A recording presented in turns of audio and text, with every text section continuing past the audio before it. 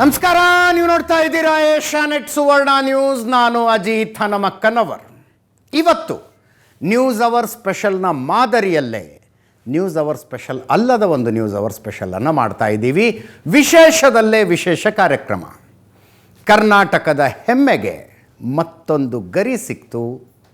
ಹಿರಿಯ ನಟ ಅನಂತನಾಗ್ ಅವರಿಗೆ ಪದ್ಮಭೂಷಣ ಪುರಸ್ಕಾರ ದೊರೆಯುವುದರೊಂದಿಗೆ ಅವರು ಪುರಸ್ಕಾರ ಪಡೆದು ವಾಪಸ್ ಬೆಂಗಳೂರಿಗೆ ಬಂದಾಗಿನಿಂದ ಈ ಕ್ಷಣದ ತನಕ ನಾವು ನಿರಂತರವಾಗಿ ಒಂದು ಸಲ ನಮ್ಮ ಸ್ಟುಡಿಯೋಗೆ ಬರಬೇಕು, ಒಂದು ವಿಶೇಷ ಕಾರ್ಯಕ್ರಮ ಮಾಡೋಣ ಅಂತ ಹೇಳ್ತಾ ಇದ್ವಿ. ಆ ಕ್ಷಣ ಅಂತೂ ಇಂತೂ ನಿಜ ಆಗಿದೆ. ಸ್ವತಃ ಅನಂತನಾಗ್ ಸರ್ ನಮ್ಮ ಸ್ಟುಡಿಯೋದಲ್ಲಿದ್ದಾರೆ. ಸರ್ ನಮಸ್ಕಾರ. ನಮಸ್ಕಾರ. 4 ವರ್ಷಗಳ ಹಿಂದೆ ಒಂದು ಕ್ಯಾಂಪೇನ್ ನಡೀತು ಸೋಷಿಯಲ್ ಮೀಡಿಯಾದಲ್ಲಿ, ಅನಂತನಾಗ್ ಅವರಿಗೆ ಪದ್ಮಭೂಷಣ ಕೊಡಬೇಕು ಅಂತ. ಒಬ್ಬ ನಟನಿಗೆ ಒಂದು ಗೌರವಕ್ಕಾಗಿ ಒಂದು ಕ್ಯಾಂಪೇನ್ ನಡೆದಿದ್ದು ಬಹುಶಃ ಮೊದಲನೇ ಸಲ ಅನಿಸುತ್ತೆ. ನೀವು ಹೇಳಿದಾಗೆ 3-4 ವರ್ಷಗಳಿಂದ ಅಂದರೆ ಈ ಪದ್ಮ ಪ್ರಶಸ್ತಿಗಳನ್ನು ಕೊಡುವ ಪ್ರಕಾರ ಇತ್ತು. ಅದು ಬಹುಶಃ ಮೋದಿಯವರು ಬಂದ ನಂತರವೇ ಅದು ಬದಲಾಯಿತು. ಹೌದು. ಆದರೆ ಈ ರೀತಿ ಯಾರು ನಿಸ್ವಾರ್ಥತೆಯಿಂದ ದೇಶಕ್ಕೋಸ್ಕರ, ನಾಡಿಗೋಸ್ಕರ, ಸಮಾಜಕ್ಕೋಸ್ಕರ ಕೆಲಸ ಮಾಡಿದ್ದಾರೋ ಅವ್ರಿಗೆ ಇಲ್ಲಿ ತನಕ ಯಾರೂ ಗುರುತಿಸಿಲ್ಲ. ಅವರು ಆ ಗುರುತನ್ನು ಬಯಸಿಲ್ಲ. ಅಂಥವ್ರಿಗೆ ಕೊಡಬೇಕು ಅಂತ ಮೋದಿಯವರು ಹೇಳಿದಾಗಲೇ ಒಂದು ಜನರಲ್ಲಿ ಒಂದು ಸಂಚಲನ ಆಗಿತ್ತು. ಅಲ್ಲಿಂದ ಶುರುವಾಗಿತ್ತು. ಆ ರೀತಿ ನಡೀತಿರುವಾಗ ನಮ್ಮ ಚಲನಚಿತ್ರರಂಗದವರೇ ಆದ, ನನ್ನ ಜೊತೆ ಕೆಲಸ ಮಾಡಿದವರೇ ಆದ ರಿಷಬ್ ಶೆಟ್ಟಿ, ಹೇಮಂತ್ ರಾವ್, ಆಮೇಲೆ ಆವಾಗ ಪುನೀತ್ ಕೂಡ ಅದರಲ್ಲಿ ಸೇರಿಕೊಂಡ್ರು. ರಕ್ಷಿತ್ ಶೆಟ್ಟಿಯವರು ಅದನ್ನು ಸೇರಿಕೊಂಡ್ರು. ಅದೇ ರೀತಿ ಎಲ್ಲ ಆಮೇಲೆ ಎಲ್ಲ ನನ್ನ ಪತ್ರಕರ್ತ ಮಿತ್ರರೆಲ್ಲ ಅವರು ಕೂಡ ಕೆಲವರು ಅಭಿಯಾನ ಶುರು ಮಾಡಿದರು. ಅಲ್ಲಿಂದ ಅದಕ್ಕೆ ಚಾಲನೆ ಸಿಕ್ತು. ಅದು ಸತತವಾಗಿ ನನ್ನ ಹೆಸರನ್ನು ಹೇಳ್ತಿದ್ರು. ಅದು ಇದು ಬಂದಾಗ ಸಂತೋಷವಾಯಿತು, ಬರಬಹುದು ಅಂತ ಒಂದು. ಯಾಕಂದರೆ ಈ ರೀತಿಯ ಒಂದು ಬೆಂಬಲ ನಾನಂತೂ ನೋಡಿರಲಿಲ್ಲ. ನಾನಂತೂ ಅರ್ಜಿ ಯಾವುದಕ್ಕೂ ಹಾಕಿದವನಲ್ಲ. ಅಂಥದ್ರಲ್ಲಿ ಜನರೇ ಮಾಡುವಾಗ ಸ್ವಲ್ಪ ಒಂದು ಕಡೆ ಸಂಕೋಚ, ಒಂದು ಕಡೆ ಮುಜುಗರ. ಅದು ಬಂದಾಗ ಆಶ್ಚರ್ಯವಾಗಲಿಲ್ಲ. ಅದಕ್ಕೆ ನಾನು ಅದನ್ನು ಇದು ಕನ್ನಡಿಗರು ನನಗೆ ಕೊಡಿಸಿದ್ದು. ಮೋದಿಯವರು ಅದಕ್ಕೆ ಕಾರಣೀಭೂತರು. ಆದರೆ ಕನ್ನಡಿಗರೇ ಇದು ಕರ್ನಾಟಕದ ಕನ್ನಡ ಚಲನಚಿತ್ರರಂಗ, ಕರ್ನಾಟಕ, ಕನ್ನಡಿಗರು ನನಗೆ ಇದನ್ನು ಕೊಡಿಸಿದ್ದಾರೆ. ಅವರಿಗೆ ನಾನು ಚಿರಋಣಿ ಅಂತ ನಾನು ಆವಾಗಲೇ ಅದನ್ನು ಹೇಳಿದ್ದೆ. ಅದು ಸತ್ಯವೂ ಕೂಡ. ಅದರ ನಂತರ ಅದು ಮುಂದೆ ಒಂದು ಕಾರಣಾಂತರಗಳಿಂದ ಮುಂದಕ್ಕೆ ಹೋಗಿತ್ತು. ಅದರ ನಂತರ ಅದು ಮಾಡಿದಾಗಲೂ ಕೂಡ ಅಲ್ಲೂ ಒಂದೆರಡು ಬಹಳ ದುರದೃಷ್ಟಕರ ಘಟನೆಗಳು ನಡೆದವು. ಆ ಕಾರಣದಿಂದ ಸ್ವಲ್ಪ ಮುಂದೂಡಿದ್ರು. ಅದನ್ನು ಅವರು ಅದು ಅಂದರೆ ಹಿಂದೆ ಕೇವಲ ಬೆರಳೆಣಿಕೆಯಷ್ಟು ಜನರಿಗೆ ಸಿಗ್ತಿತ್ತದು. ಇದು ಇಷ್ಟು ಜನರಿಗೆ ಅಂದಾಗ ಅದು 2 ಭಾಗದಲ್ಲಿ ಅದನ್ನು ಹಂಚಲಾಯಿತು. ಮೊದಲನೇ ಇದರಲ್ಲಿ 71 ಜನ, ಎರಡನೇ ಇದರಲ್ಲಿ 68-69 ಜನ. ಆ 2ನೇ ಬ್ಯಾಚಲ್ಲಿ ನನ್ನ ಹೆಸರಿತ್ತು. ನಾವು ಸಾಧಾರಣವಾಗಿ ನಾವು ಹಿಂದೆ ಒಂದೆರಡು ಸಲ ಆ ಥರದ ಈ ಪದ್ಮ ಪ್ರಶಸ್ತಿ ಕೊಡೋದನ್ನು ನ್ಯೂಸ್ ಇದರ ಚಾನೆಲಲ್ಲಿ ಆ್ಯಸ್ ಅ ಕಾರ್ಯಕ್ರಮ ಅಂತ ಅವು 1 ಗಂಟೆ ಅಥವಾ 1 ಗಂಟೆ 1.25 ಗಂಟೆ ಕಾರ್ಯಕ್ರಮ ನೋಡಿರಲಿಲ್ಲ. ಬಟ್ ಅದನ್ನು ಕಣ್ಮುಂದಿಂದ ಹಾದು ಹೋಗಿದ್ದು ಇತ್ತು. ಅದು ಅಲ್ಲಿ ಹೋದ್ಮೇಲೆ ಅವರೆಲ್ಲ ಬಹಳ ದಕ್ಷತೆಯಿಂದ ನಮಗೆ ತಿಳಿ ಹೇಳಿದರು ಕೂಡ. ಹೋಗೋಕ್ಕೆ ಮುಂಚೆನೂ ಹೇಳಿದರು, ನೀವು ರಿಹರ್ಸಲ್ಗೆ ಬರಬೇಕು ಅಂತ.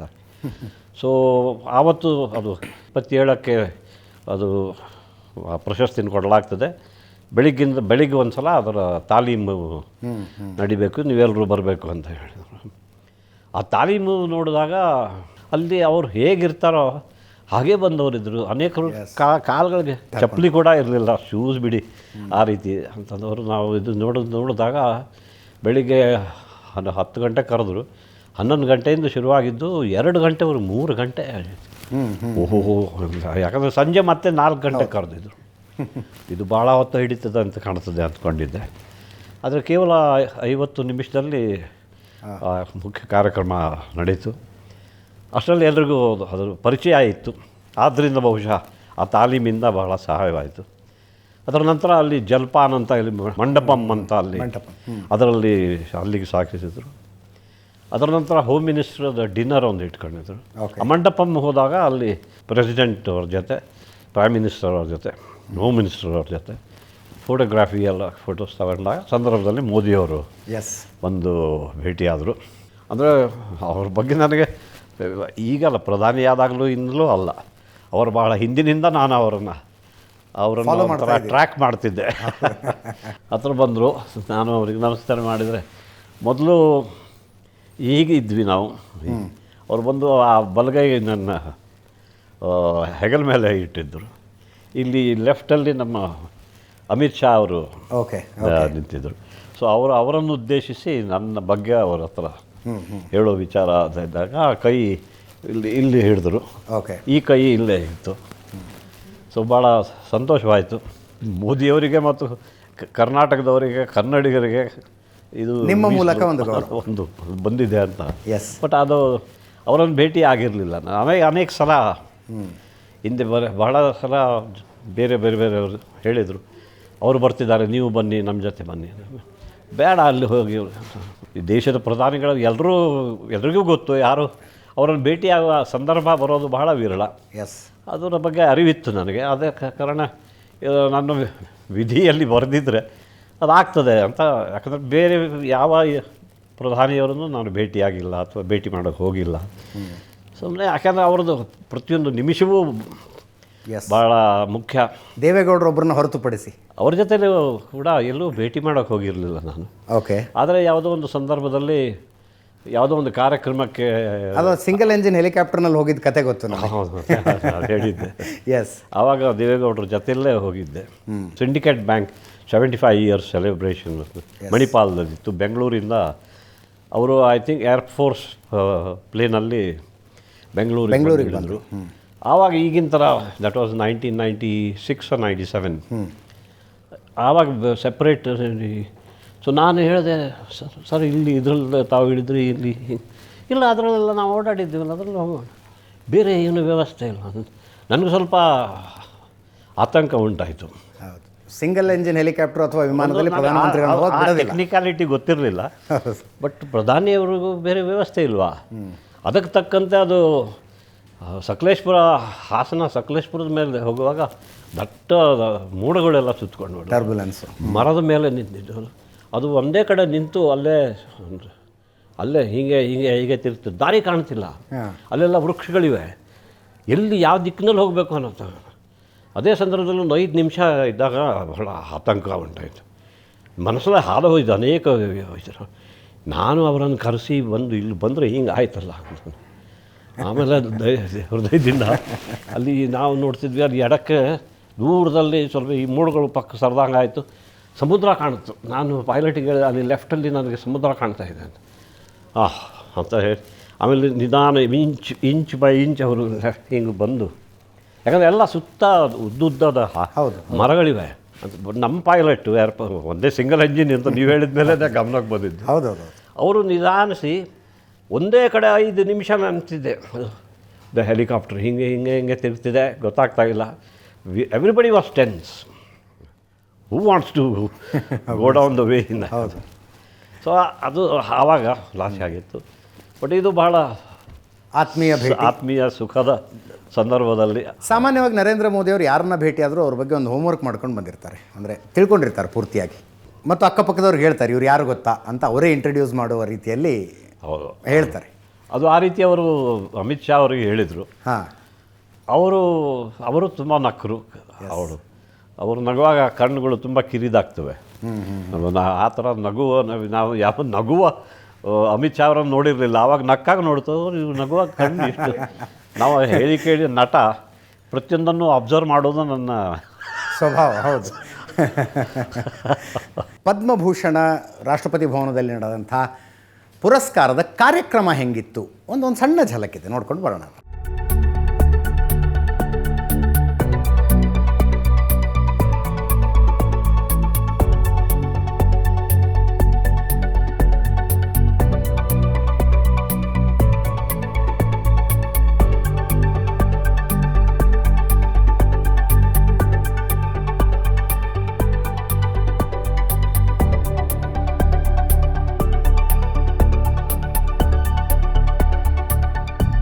ನಾವು ಜೀವನದಲ್ಲಿ ಎಲ್ಲಿಗೆ ಬಂದಿದ್ದೀವಲ್ಲ ಅದಕ್ಕೆ ದೊಡ್ಡ ಕಾರಣ ಎಲ್ಲಿಂದ ಸ್ಟಾರ್ಟ್ ಮಾಡಿದ್ದೀವಿ ಅನ್ನೋದು ಕೂಡ ಇರುತ್ತೆ. ನಮ್ಮ ಬಾಲ್ಯ, ಕುಟುಂಬ, ಬಾಲ್ಯದ ಪರಿಸರ, ಎಲ್ಲಿ ಬೆಳೆದ್ವಿ, ಎಲ್ಲಿ ಹುಟ್ಟಿದ್ವಿ, ಹೇಗಿತ್ತು ನಮ್ಮ ಚೈಲ್ಡ್ಹುಡ್ಡು, ಅದೆಲ್ಲದರದ್ದು ಒಂದು ಸಲ ಒಂದು ಸಣ್ಣ ಮೆಲುಕು ಹಾಕಿ ಕೊಡ್ತೀರಾ? ನಮ್ಮ ತಂದೆಯವರು ಶಿರಾಲಿ, ಮಲ್ಲಾಪುರ ಆ ಕಡೆ. ಅದೇಗೋ ಧರ್ಮ ಸಂಯೋಗ ಅನ್ನೋದು ಕರ್ಮ ಸಂಯೋಗದಿಂದಲೂ ನಮ್ಮ ತಾಯಿಯವರು ಮೊದಲಿಂದ ಆನಂದ ಆಶ್ರಮ ಅಂತ ಒಂದು ಸ್ವಾಮಿ ರಾಮದಾಸ್ ಅವರು ಪ್ರಾರಂಭಿಸಿದ್ದು. ಅವರ ಶಿಷ್ಯೆಯಾಗಿ ಮಾತಾಜಿ ಕೃಷ್ಣಬಾಯಿ ಅಂತ ಅವರು ಅಲ್ಲಿದ್ದರು. ನಮ್ಮ ತಾಯಿಯವರು ಅಲ್ಲಿ ಬೆಳೆದವರು. ನಮ್ಮ ತಂದೆಯವರು ಶಿರಾಲಿಯವರು ಒರಿಜಿನಲ್ ಆ ಕುಟುಂಬ. ಅವರು ಮಲ್ಲಾಪುರದಲ್ಲಿ ಬೆಳೆದು ನಂತರ ಅವರು ಹೇಗೋ ಆಶ್ರಮದಲ್ಲಿ ಭೇಟಿಯಾಗಿ ನಂತರ ಮದುವೆ ಆದವರು. ಅದರ ನಂತರ ಅಲ್ಲಿ ಆಶ್ರಮದಲ್ಲಿ ನಾವು ಇದ್ವಿ. ಅಂಥ ಸಂದರ್ಭದಲ್ಲಿ ನಮ್ಮದು ತಂದೆಯವರು ಕೆಲಸಕ್ಕಂತ ಮುಂಬೈಗೆ ಹೋದರು. ಅಲ್ಲಿಂದ ದೆಹಲಿಗೆ ಹೋದಾಗ ಅವರಿಗೊಂದು ಆಕ್ಸಿಡೆಂಟ್ ಆಗಿ ಅವರು ಒಂದು ಒಂಟೆ ಬಂದು ಇವರು ಸೈಕಲ್ ಮಡ್ಗಾರಡಿಗೆ ಒದ್ದು ಬಿಡ್ತು. ಇವರು ಎಷ್ಟೋ ದೂರ ಹೋಗಿ ಬಿದ್ದು ಅವ್ರಿಗೆ ಮೊಣಕಾಲಿನ ಈ ಜಾಯಿಂಟೇ ಏನು ಮಾಡಿದ್ರು ಸರಿ. ಅವರು ಆಶ್ರಮಕ್ಕೆ ಬಂದರು. ಅಲ್ಲಿ ಆಶ್ರಮಕ್ಕೆ ಅಲ್ಲಿ ಸೂಪರ್ವೈಸರ್ ಆಗಿ ಅಲ್ಲಿ ಮೊದಲ ನನ್ನ 6 ವರ್ಷಗಳ ಕಾಲ ಅಲ್ಲಿ ಕಳೆಯಿತು. ನಾವು ಶಿರಾಲಿಯವರೇ, ನಮ್ಮ ನಾಗರಕಟ್ಟೆ ಮನೆತನ.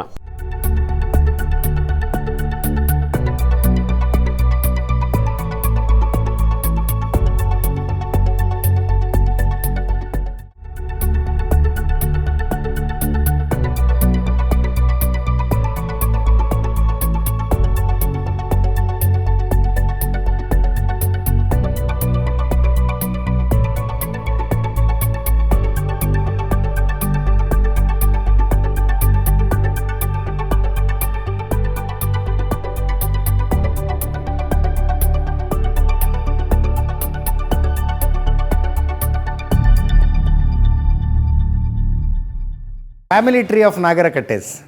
ಎಸ್. ಸೊ ನನ್ನ ಮೊದಲ 6 ವರ್ಷ ಆಶ್ರಮದಲ್ಲಿ, ನಂತರದ 6 ವರ್ಷ ಮಠದಲ್ಲಿ ಕಳೀತು. ಎಸ್. ನಂತರ ನೀವು ಹೇಳಿದ ಹಾಗೆ ಆ ಥರದ ಕಲ್ಪನೆಗಳಿದ್ವು. ಆದರೆ ನಾನು 11 ವರ್ಷದ ಬಾಲಕನಾಗಿದ್ದೆ, ನನಗೇನು ಗೊತ್ತಾಗಲಿಲ್ಲ. ಬಟ್ ಒಟ್ಟಿನಲ್ಲಿ ನನಗದು ನೀವು ಸನ್ಯಾಸಿ ಆಗೋದು ತಪ್ಪಿತು. ಆಗ ನಾನು ಅಂದ್ಕೊಂಡೆ ಇನ್ಮೇಲೆ ನಾನು ಮಠದಲ್ಲೇ ಮುಂದುವರಿಸ್ಬೇಕೇನೋ, ಬರಿತೀನೇನೋ ಅಂತ ನಾನು ಆವಾಗ 8ನೇ ಪಾಸ್ ಮಾಡಿದ್ದೆ. ಆದರೆ ನಮ್ಮ ತಂದೆಯವರು ಮುಂಬೈ ಕಳಿಸಿದರು. ಅಲ್ಲಿ ಹೋದರೆ ಮುಂಬೈನಲ್ಲಿ ಒಂದು ಇಂಗ್ಲೀಷ್ ಮಾಧ್ಯಮದಲ್ಲಿ, ಇಲ್ಲಿ ಕನ್ನಡ ಹೊನ್ನಾವರದಲ್ಲಿ ಕಲಿತಿದ್ದೆ. ಸುಮಾರು 18 ಮೈಲಿ ದೂರ ನಮ್ಮ ಶಿರಾಲಿಯಿಂದ. ಸೊ ಅಲ್ಲಿ ಶಾಲೆಯಲ್ಲಿ ಕೂತ್ಕೊಳ್ಳೋ ಇಂಗ್ಲೀಷಲ್ಲಿ ಎಲ್ಲ ಕಲಿತು 5ನೇ ರ್ಯಾಂಕು ಒಳಗೆ ಬರ್ತಿದ್ದವನು. ಅದು ಇಂಗ್ಲೀಷ್ ಮಾಧ್ಯಮ ಹೋದಾಗ ಇನ್ನೇನು ಮೊದಲು 5ರಲ್ಲಿ ಇರ್ತಿದ್ದ, ಅದು ಕಡೆ 5ನಲ್ಲಿ 10ನೇ ಕ್ಲಾಸಲ್ಲಿ ನಾಪಾಸೆ ಆದ. ಶಂಕರ್ನಾಗ್ ಜೊತೆಗಿದ್ರು ಅವಾಗ? ನಂತರ ಕಳಿಸಿದ್ರು ಅವರು. Okay okay. ಮೊದಲು ನನ್ನನ್ನು ಕಳಿಸಿದ್ರು. ನಾನು ಇದೆಲ್ಲ ಆದಿ ಹೇಗೋ ಹಾಗೆ ಹೀಗೆ SSC ಮಾಡಿದೆ. ಬಟ್ ಯಾವ ದಿಕ್ಕಿನಲ್ಲಿ ಹೋಗೋದು, ನನಗೆ ಯಾವುದು ವಾಪಸ್ ಹೋಗೋಣ ಅಂತಲೇ ನನ್ನ ಮನಸ್ಸು. ಆದರೆ ನಮ್ಮ ತಂದೆಯವರು ಒಪ್ಪಲಿಲ್ಲ. ಅಲ್ಲಿ ಕಳಿಸಿದ್ದೀನಿ, ಏನಾದರೂ ಓದಿ ಏನಾದರೂ ಸಾಧನೆ ಮಾಡೋಕ್ಕೆ ಮುಂಚೆನೇ ಓಡಿ ಬಂದರೆ ಪುಕ್ಕಲು ಅಂತಾರೆ, ಆ ರೀತಿ ಅವರು ಹೇಳೋರು. ಆಮೇಲೆ ಅಲ್ಲಿ ನಾನು ಆರ್ಟ್ಸಿಗೆ ಹೋದೆ, ರುಚಿಸಲಿಲ್ಲ. ನಾನು ಶಾಲೆಯಲ್ಲಿದ್ದಾಗ ACC ಮಾಡಿದ್ದೆ. ಆಮೇಲೆ ಕಾಲೇಜಿನಲ್ಲಿದ್ದಾಗ ನಮಗೆ NCC ಕಂಪಲ್ಸರಿ ಇತ್ತು. ಸೊ ಅದು ಕಂಪಲ್ಸರಿ ಇದ್ದಿದ್ದು, ಅದು ಮುಗಿಸಿದ್ದೆ. ರೈಫಲ್ ಟ್ರೈನಿಂಗು ಅದೆಲ್ಲ ಅಲ್ಲಿ ಕೊಟ್ಟಿದ್ದರು. ಯಾಕೆ ಇವೆಲ್ಲ ಬಿಟ್ಟು ಆರ್ಮಿ ಅಥವಾ ಸೊ ಏರ್ಫೋರ್ಸಿಗೆ ಯಾವ ಫ್ಯಾಷನ್ ಏರ್ಫೋರ್ಸಲ್ಲಿ ಆ ಯೂನಿಫಾರ್ಮು ಇದೇ ಚೆಂದ ಕಾಣ್ತಾರೆ ಅಂತ. ಅಲ್ಲಿ ಹೋದ್ರೆ ಅವ್ರು ಹೇಳಿದ್ರು, ಫಸ್ಟಷ್ಟು 5 ಕಣ್ಣು ತಗೋದು, ಇನ್ನು ಎಡಗಣ್ಣು ಭಾಳ ವೀಕ್ ಇದೆ, ನಿನಗಿಲ್ಲಿ ಕಷ್ಟ, ನೀನು ಆರ್ಮಿಗೆ ಹೋಗಿ ಟ್ರೈ ಮಾಡು ಅಂತ. ಅಲ್ಲಿ ಹೋದರೆ ವೇಟ್ ನೋಡಿದರೆ ನಮ್ಮದು ನಾನು 8 ಪೌಂಡ್ಗೂ ಅಂಡರ್ ವೇಟು. ಎಸ್. ಇದೆ ಅಷ್ಟಾದರೂ ಇರಬೇಕಪ್ಪ, ಇಲ್ಲಾಂದರೆ ಓಡು ಅಂತ ಹೇಳಿದರೆ ಕುಸಿದು ಬಿಟ್ಟಿದ್ರೆ ಆಮೇಲೆ ನಾವೇ ಹೊಣೆ ಆಗ್ತೀವಿ, ನೀವು ಸ್ವಲ್ಪ ಮೈ ತುಂಬಿಸ್ಕೊಂಡು ಬಾ ಅಂತಂದು. ಇದು ಹೀಗೇನ, ನಾನು ಎಲ್ಲೋದ್ರೂ ನಮ್ಮ ಕಡೆನೇ ಗಾದೆ ಇದೆಯಲ್ಲ, ಅದು ಪಾಪಿ ಸಮುದ್ರ ಹಾಗೆ ಇದು ಎಲ್ಲೋದ್ರೂ ಹಿಂಗೇನೆ ಆಗೋದು ನನಗೆ ಅಂತ ಅನ್ನಿಸೋ ಸಂದರ್ಭದಲ್ಲಿ ಒಂದು ನಾಟಕದಲ್ಲಿ ಪಾರ್ಟ್ ಮಾಡಿದ್ಯಾ ಅಂತ. ಸೊ ನಾನು ಶಾಲೆಯಲ್ಲೆಲ್ಲ ಈ ಸ್ಕಿಟ್ಸು ಅದು ಇದರಲ್ಲಿ ಪಾರ್ಟ್ ಮಾಡಿದ್ದೆ. ಮಿಮಿಕ್ರಿ ತುಂಬ ಮಿಮಿಕ್ ಮಾಡ್ತಿದ್ದೆ ಅದು ಹಿರಿಯರ ಜೊತೆ ಬಂದು. ಆಮೇಲೆ ಮುಖ್ಯವಾಗಿ ಯಕ್ಷಗಾನ ಬಯಲಾಟ ನೋಡಿ ಬೆಳೆದವನು ನಾನು. ಕಡೆಯದಾಗಿ ಇದೊಂದು ಪ್ರಯತ್ನ ಮಾಡ್ಬೋದು, ನೀವು ರಿಹರ್ಸಲ್ ಕೊಟ್ಟು ನೋಡಿ ನನ್ನ ಕೈಲಾದರೆ ಮಾಡ್ತೀನಿ ಅಂತ ಹೇಳಿ ಆ ರೀತಿ ನಾಟಕದಲ್ಲಿ. ಸೊ ಅದರಲ್ಲಿ ಮೊದಲ ನಾಟಕದಲ್ಲಿ ಅಲ್ಲಿ ಬರಹಗಾರರು ನಮ್ಮ ಕರಾವಳಿಯವರೇ. ಮೊದಲ ಚಿತ್ರದ ನಾಟಕದಲ್ಲೇ ಅದು ಚೈತನ್ಯ ಮಹಾಪ್ರಭುವಿನ ಒಂದು ಪಾರ್ಟು. ಅದು ಸ್ವಲ್ಪ ಧಾರ್ಮಿಕವಾಗಿ ಸಂಗೀತ ಅದೆಲ್ಲ ಆಶ್ರಮದಲ್ಲಿ ಕಲ್ತಿದ್ದು ಎಲ್ಲ ಪರವಾಗಿಲ್ಲ. ಸೊ ಅದಕ್ಕೆ ಮುಂಚೆ ನೀವು ಏನು ಬರ್ತದೆ ಸ್ವಲ್ಪ ತೋರಿಸು ಅಂತ ಹೇಳ್ದ. ನಾನು ಇಲ್ಲಿಂದ ಹೋದವನು ಎಲ್ಲ ಬಿಟ್ಬಿಟ್ಟಿದ್ದೆ. ಏನು ಅಲ್ಲ ಅಲ್ಲಿ ಅತ್ಲಾಗ ಮಠವೂ ಇಲ್ಲ, ಇತ್ಲಾಗ ಆಶ್ರಮವೂ ಇಲ್ಲ, ಎರಡೂ ಕಡೆ ನನ್ನನ್ನು ಸೇರಿಸಲಿಲ್ಲ. ಇವಾಗ ನಿಮ್ಮ ತಂದೆಯವರು ಇನ್ನೂ ಒಳ್ಳೆತಿಗೆ ಹೇಳಿದ್ದಾರೆ, ನೀನು ಹೋಗು ಅವ್ರ ಅಂತಿಲ್ಲ. ಈ ಗುರುಗಳು ಆ ಗುರುಗಳು ಹಾಗೆ. ನಾನು ಆ ದಶರಥನ ಮಾತಿಗೆ ರಾಮ 14 ವರ್ಷ ವನವಾಸಕ್ಕೆ ಹೋದ. ನಿಮ್ಮ ತಂದೆಯವರೇನು ವನವಾಸ ಕಳಿಸ್ತಾ ಇಲ್ಲ ಅಂತ. What A comparison. ಸುಮಾರು 3 ತಿಂಗಳು ರಿಹರ್ಸಲ್ಸ್ ಮಾಡಿಸಿದ್ರು. ಓಕೆ. ಅದು ಚೈತನ್ಯ ಮಹಾಪ್ರಭು ಅದು ತುಂಬ ಚೆನ್ನಾಗಿ ಬಂತು.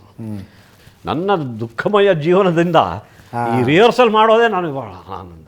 ಎಲ್ಲೋ ಬೇರೆ ಲೋಕದಲ್ಲೇ ಹೋಗಿ ಬರುವಂಥ ಅನುಭವ. ಆಮೇಲೆ ನಾನು ಇಲ್ಲಿ ಗಾಳಿಯಲ್ಲೇ ಇರ್ತಿದ್ದೆ ರಿಹರ್ಸಲ್ ಟೈಮಲ್ಲಿ. ವಾಪಸ್ ಬಂದರೆ ಮತ್ತದೆ ಇದು ನಮ್ಮ ತಂದೆಯವ್ರದ್ದು ಏನೋ ಎಂಜಿನಿಯರೋ ಅಥವಾ ಡಾಕ್ಟ್ರೋ ಅಥವಾ ಅಡ್ವೊಕೇಟೋ ಆಗ್ತಿಂದ ಕಳಿಸಿದ್ರೆ ನೀನು ನಾಟಕ ಮಾಡ್ಕೊಂಡು ನಾಟಕ ನಿನಗೆ ಯಕ್ಷಗಾನಕ್ಕೆ ಕಳಿಸ್ತಿದ್ನಲ್ಲಪ್ಪ ನಿನಗೆ ವಾಲಿದಲ್ಲಿ ಅಂತ ಅವರು. ಈಗ ನಿನ್ನ ಕಾಲ ಮೇಲೆ ನಿಂತು ನೀನು ಕೆಲಸ ಮಾಡು. ನೀನು ಆವಾಗ ಮಾರ್ನಿಂಗ್ ಕಾಲೇಜ್ ಅಟೆಂಡ್ ಮಾಡಿಕೊಂಡು ರಿಹರ್ಸಲ್ಗೆ ಯೂನಿಯನ್ ಬ್ಯಾಂಕ್ ಸೇರಿಕೊಂಡಿದ್ದೆ ವೆಕೇಷನ್ ಜಾಬಿಗೆ. ಓಕೆ. 600 ರೂಪಾಯಿ ಸಂಬಳಕ್ಕೆ, ತಿಂಗಳಿಗೆ ಅದು 600, ದಿವಸಕ್ಕೆ 20 ರೂಪಾಯಿ ಲೆಕ್ಕ. ಓಕೆ. ಅದು ಮಾಡ್ತಾ ಒಂದು 5 ವರ್ಷ ಅದು ಆ ಆಧಾರದ ಮೇಲೆ, ಈ 3 ನಾಟಕಗಳ ಆಧಾರದ ಮೇಲೆ ಯಾರು ಕರೀತಲ್ಲ, ಯಾರು ಮಾಡೋದಿಲ್ಲ. ನಾನೇ ನಾಟಕಗಳನ್ನು ಅಡಾಪ್ಟ್ ಮಾಡಿ ಕನ್ನಡದಲ್ಲಿ ಬೇರೆ ಬೇರೆ ಭಾಷೆಗಳನ್ನು ಅಡಾಪ್ಟ್ ಮಾಡಿ ನಾನೇ ನಿರ್ದೇಶಿಸಿ ನಾನೇ ನಿರ್ಮಾಪಕ ನಾನು ಸ್ಟೇಜ್ ಮಾಡೋದು 50 ನಾಟಕಗಳನ್ನು ಆ ರೀತಿ ಮಾಡಿದೆ. ಅಲ್ಲಿ ನನಗೆ ಈ ನಟನೆಯ ಅನುಭವ ಸಿಕ್ತು. ಆಮೇಲೆ ಕೇಳೋರು ಕೆಲವು ತಮಾಷೆ ಅಂದರೆ ಆ ಹಂತದಲ್ಲಿ ಇದು ನನ್ನ ಜೀವನದ ಮಾರ್ಗ ಅಂತ ನಿಮಗೊಂದು ದಾರಿ ಇತ್ತು. ಅದಕ್ಕೆ ತಕ್ಕಂತೆ ನಮ್ಮ ಏನೇನೋ ತೆಗೆದುಕೊಂಡ್ಬಿಡು, ಏನೋ ಕೆಲಸ ಬಿಟ್ಟು ಬಿಡಬೇಡ, ಬ್ಯಾಂಕಲ್ಲೆಲ್ಲ ಅಷ್ಟಾದರೂ ಸಿಗ್ತದೆ, ಕನ್ನಡಿಯಲ್ಲಿ ನೋಡು, ಮುಖ ನೋಡು, ಏನೋ ಸ್ವಲ್ಪ ತಲೆ ಭೂಮಿ ಮೇಲೆ ಕಾಲಿರಲಿ, ದೊಡ್ಡ ನಟ ಆಗಿಬಿಟ್ಟೆ ಅಂತ ಏನೇನೋ ಕನಸು ಸಿನಿಮಾ ಅಂತ ಅಂದ್ಕೊಂಡು ತಲೆ ತಿರ್ಸ್ಕೊಬಾರ್ದು. ಬ್ಯಾಂಕ್ನಲ್ಲೂ ಹೇಳಿದ್ರು ಭಾಳ ಡೇಂಜರ್ ಅದು, ಲಕ್ಷದಲ್ಲಿ ಒಬ್ಬ ಯಶಸ್ವಿ ಆಗ್ಬೋದು ಅಂತ ಅವರು ಹೇಳೋರು. ಅದರ ಅಂಥದ್ರಲ್ಲಿ ಸಂಕಲ್ಪ ಚಿತ್ರಕರೆ ಬಂತು. ನಂತರ 1-2 ರಂಗಭೂಮಿಯ ನಟನೆಗೂ ಸಿನಿಮಾದ ನಟನೆಗೂ ತುಂಬ ಡಿಫ್ರೆನ್ಸ್ ಇರುತ್ತಾ? ಕೆಲವರು ಹೇಳ್ತಾರೆ ರಂಗಭೂಮಿಯಲ್ಲಿ ಜಾಸ್ತಿ ಎಕ್ಸ್ಪ್ರೆಷನ್ ಕೊಡಬೇಕಾಗತ್ತೆ, ನಟ ಎಕ್ಸಾಜರೇಟ್ ಮಾಡಿ ಆ್ಯಕ್ಟಿಂಗ್ ಮಾಡಬೇಕಾಗತ್ತೆ. ಅದು ನಿಜ. ಕ್ಯಾಮ್ರಾದ ಎದುರಿಗೆ ಎಷ್ಟು ನ್ಯಾಚುರಲ್ ಆಗಿ ಬರುತ್ತೋ ಅಷ್ಟು ಚೆನ್ನಾಗಿರುತ್ತೆ ಅಂತ ತುಂಬ ಡಿಫ್ರೆನ್ಸ್ ಇರುತ್ತೆ. ನಿಜ, ಅದು ನಿಜ. ಯಾಕಂದರೆ ಅಲ್ಲಿ ನಮಗೆ ಹೇಳುವಂಥದ್ದು, ಇಲ್ಲಿ ನಾವು ಮೇಕಪ್ ಎಲ್ಲ ಹಾಕ್ಕೊಂಡ್ರು ಕೂಡ ಅಲ್ಲಿ ರೋಸ್ 500, 600, 700 ಜನ ಕೂತ್ಕೊಂಡು ಕಡೆಯವನಿಗೆ ನಿನ್ನ ವಾಯ್ಸು ಕೇಳಬೇಕು, ನಿನ್ನ ಎಕ್ಸ್ಪ್ರೆಷನ್ ಕಾಣಿಸ್ಬೇಕು. ಹೌದು. ಮುಂದೆ ಕೂತವರಿಗೋಸ್ಕರ ಮಾತ್ರ ಅಲ್ಲ, ಅದಕ್ಕೆ ಸ್ವಲ್ಪ ನೀನು ಜಾಸ್ತಿ ಮಾಡಬೇಕು ಅಂತ ಅದನ್ನು ಅಲ್ಲಿ. ನಿಮ್ಮದು ನ್ಯಾಚುರಲ್ ಆ್ಯಕ್ಟಿಂಗಿನ ಪರಾಕಾಷ್ಠೆ ನನಗೆ ವೈಯಕ್ತಿಕವಾಗಿ ಅನಿಸಿದ್ದು ನೀವು ಗೋಧಿ ಬಣ್ಣ ಸಾಧಾರಣ ಮೈಕಟ್ಟು ಆ ಸಿನಿಮಾದಲ್ಲಿ ಮಾಡಿದ್ದು ಸರ್. ಮೂಲ ಪುರುಷ ಅದಕ್ಕೆ ಬರಹಗಾರ, ನಂತರ ಒಬ್ಬ ನಿರ್ದೇಶಕ, ಸಂಭಾಷಣೆ, ನಂತರ ಕಾವ್ಯ, ಆ ಮ್ಯೂಸಿಕ್ ಡೈರೆಕ್ಟರ್ಸು, ಇವೆಲ್ಲ ಆಗೋದಕ್ಕೆ ಅವರೆಲ್ಲ ಹಿಂದೆ ಎಕ್ಸಾಕ್ಟ್ಲಿ ಹೌದು ಒಂದು 50-60 ಜನರ ಬಹಳಷ್ಟು ಪ್ರಯಾಸ ಇದೆ. ನಾನು ಅನಂತನಾಗ್ ಏನೋ ಹೆಸರು ತಗೊಂಡು ಹೋಗ್ತಾನೆ, ಬಟ್ ಅವರನ್ನು ಸ್ಮರಿಸಬೇಕು. ನಿಜ ನಿಜ. ಇಂಥ ಸಂದರ್ಭದಲ್ಲಿ ಅದನ್ನು ನೆನಪಿಸಿಕೊಳ್ಳುವುದು ನಿಮ್ಮ ದೊಡ್ಡತನ, ಅದು ನಿಮ್ಮ ದೊಡ್ಡ ಕರ್ತವ್ಯ. ಅದು ಕರ್ತವ್ಯ.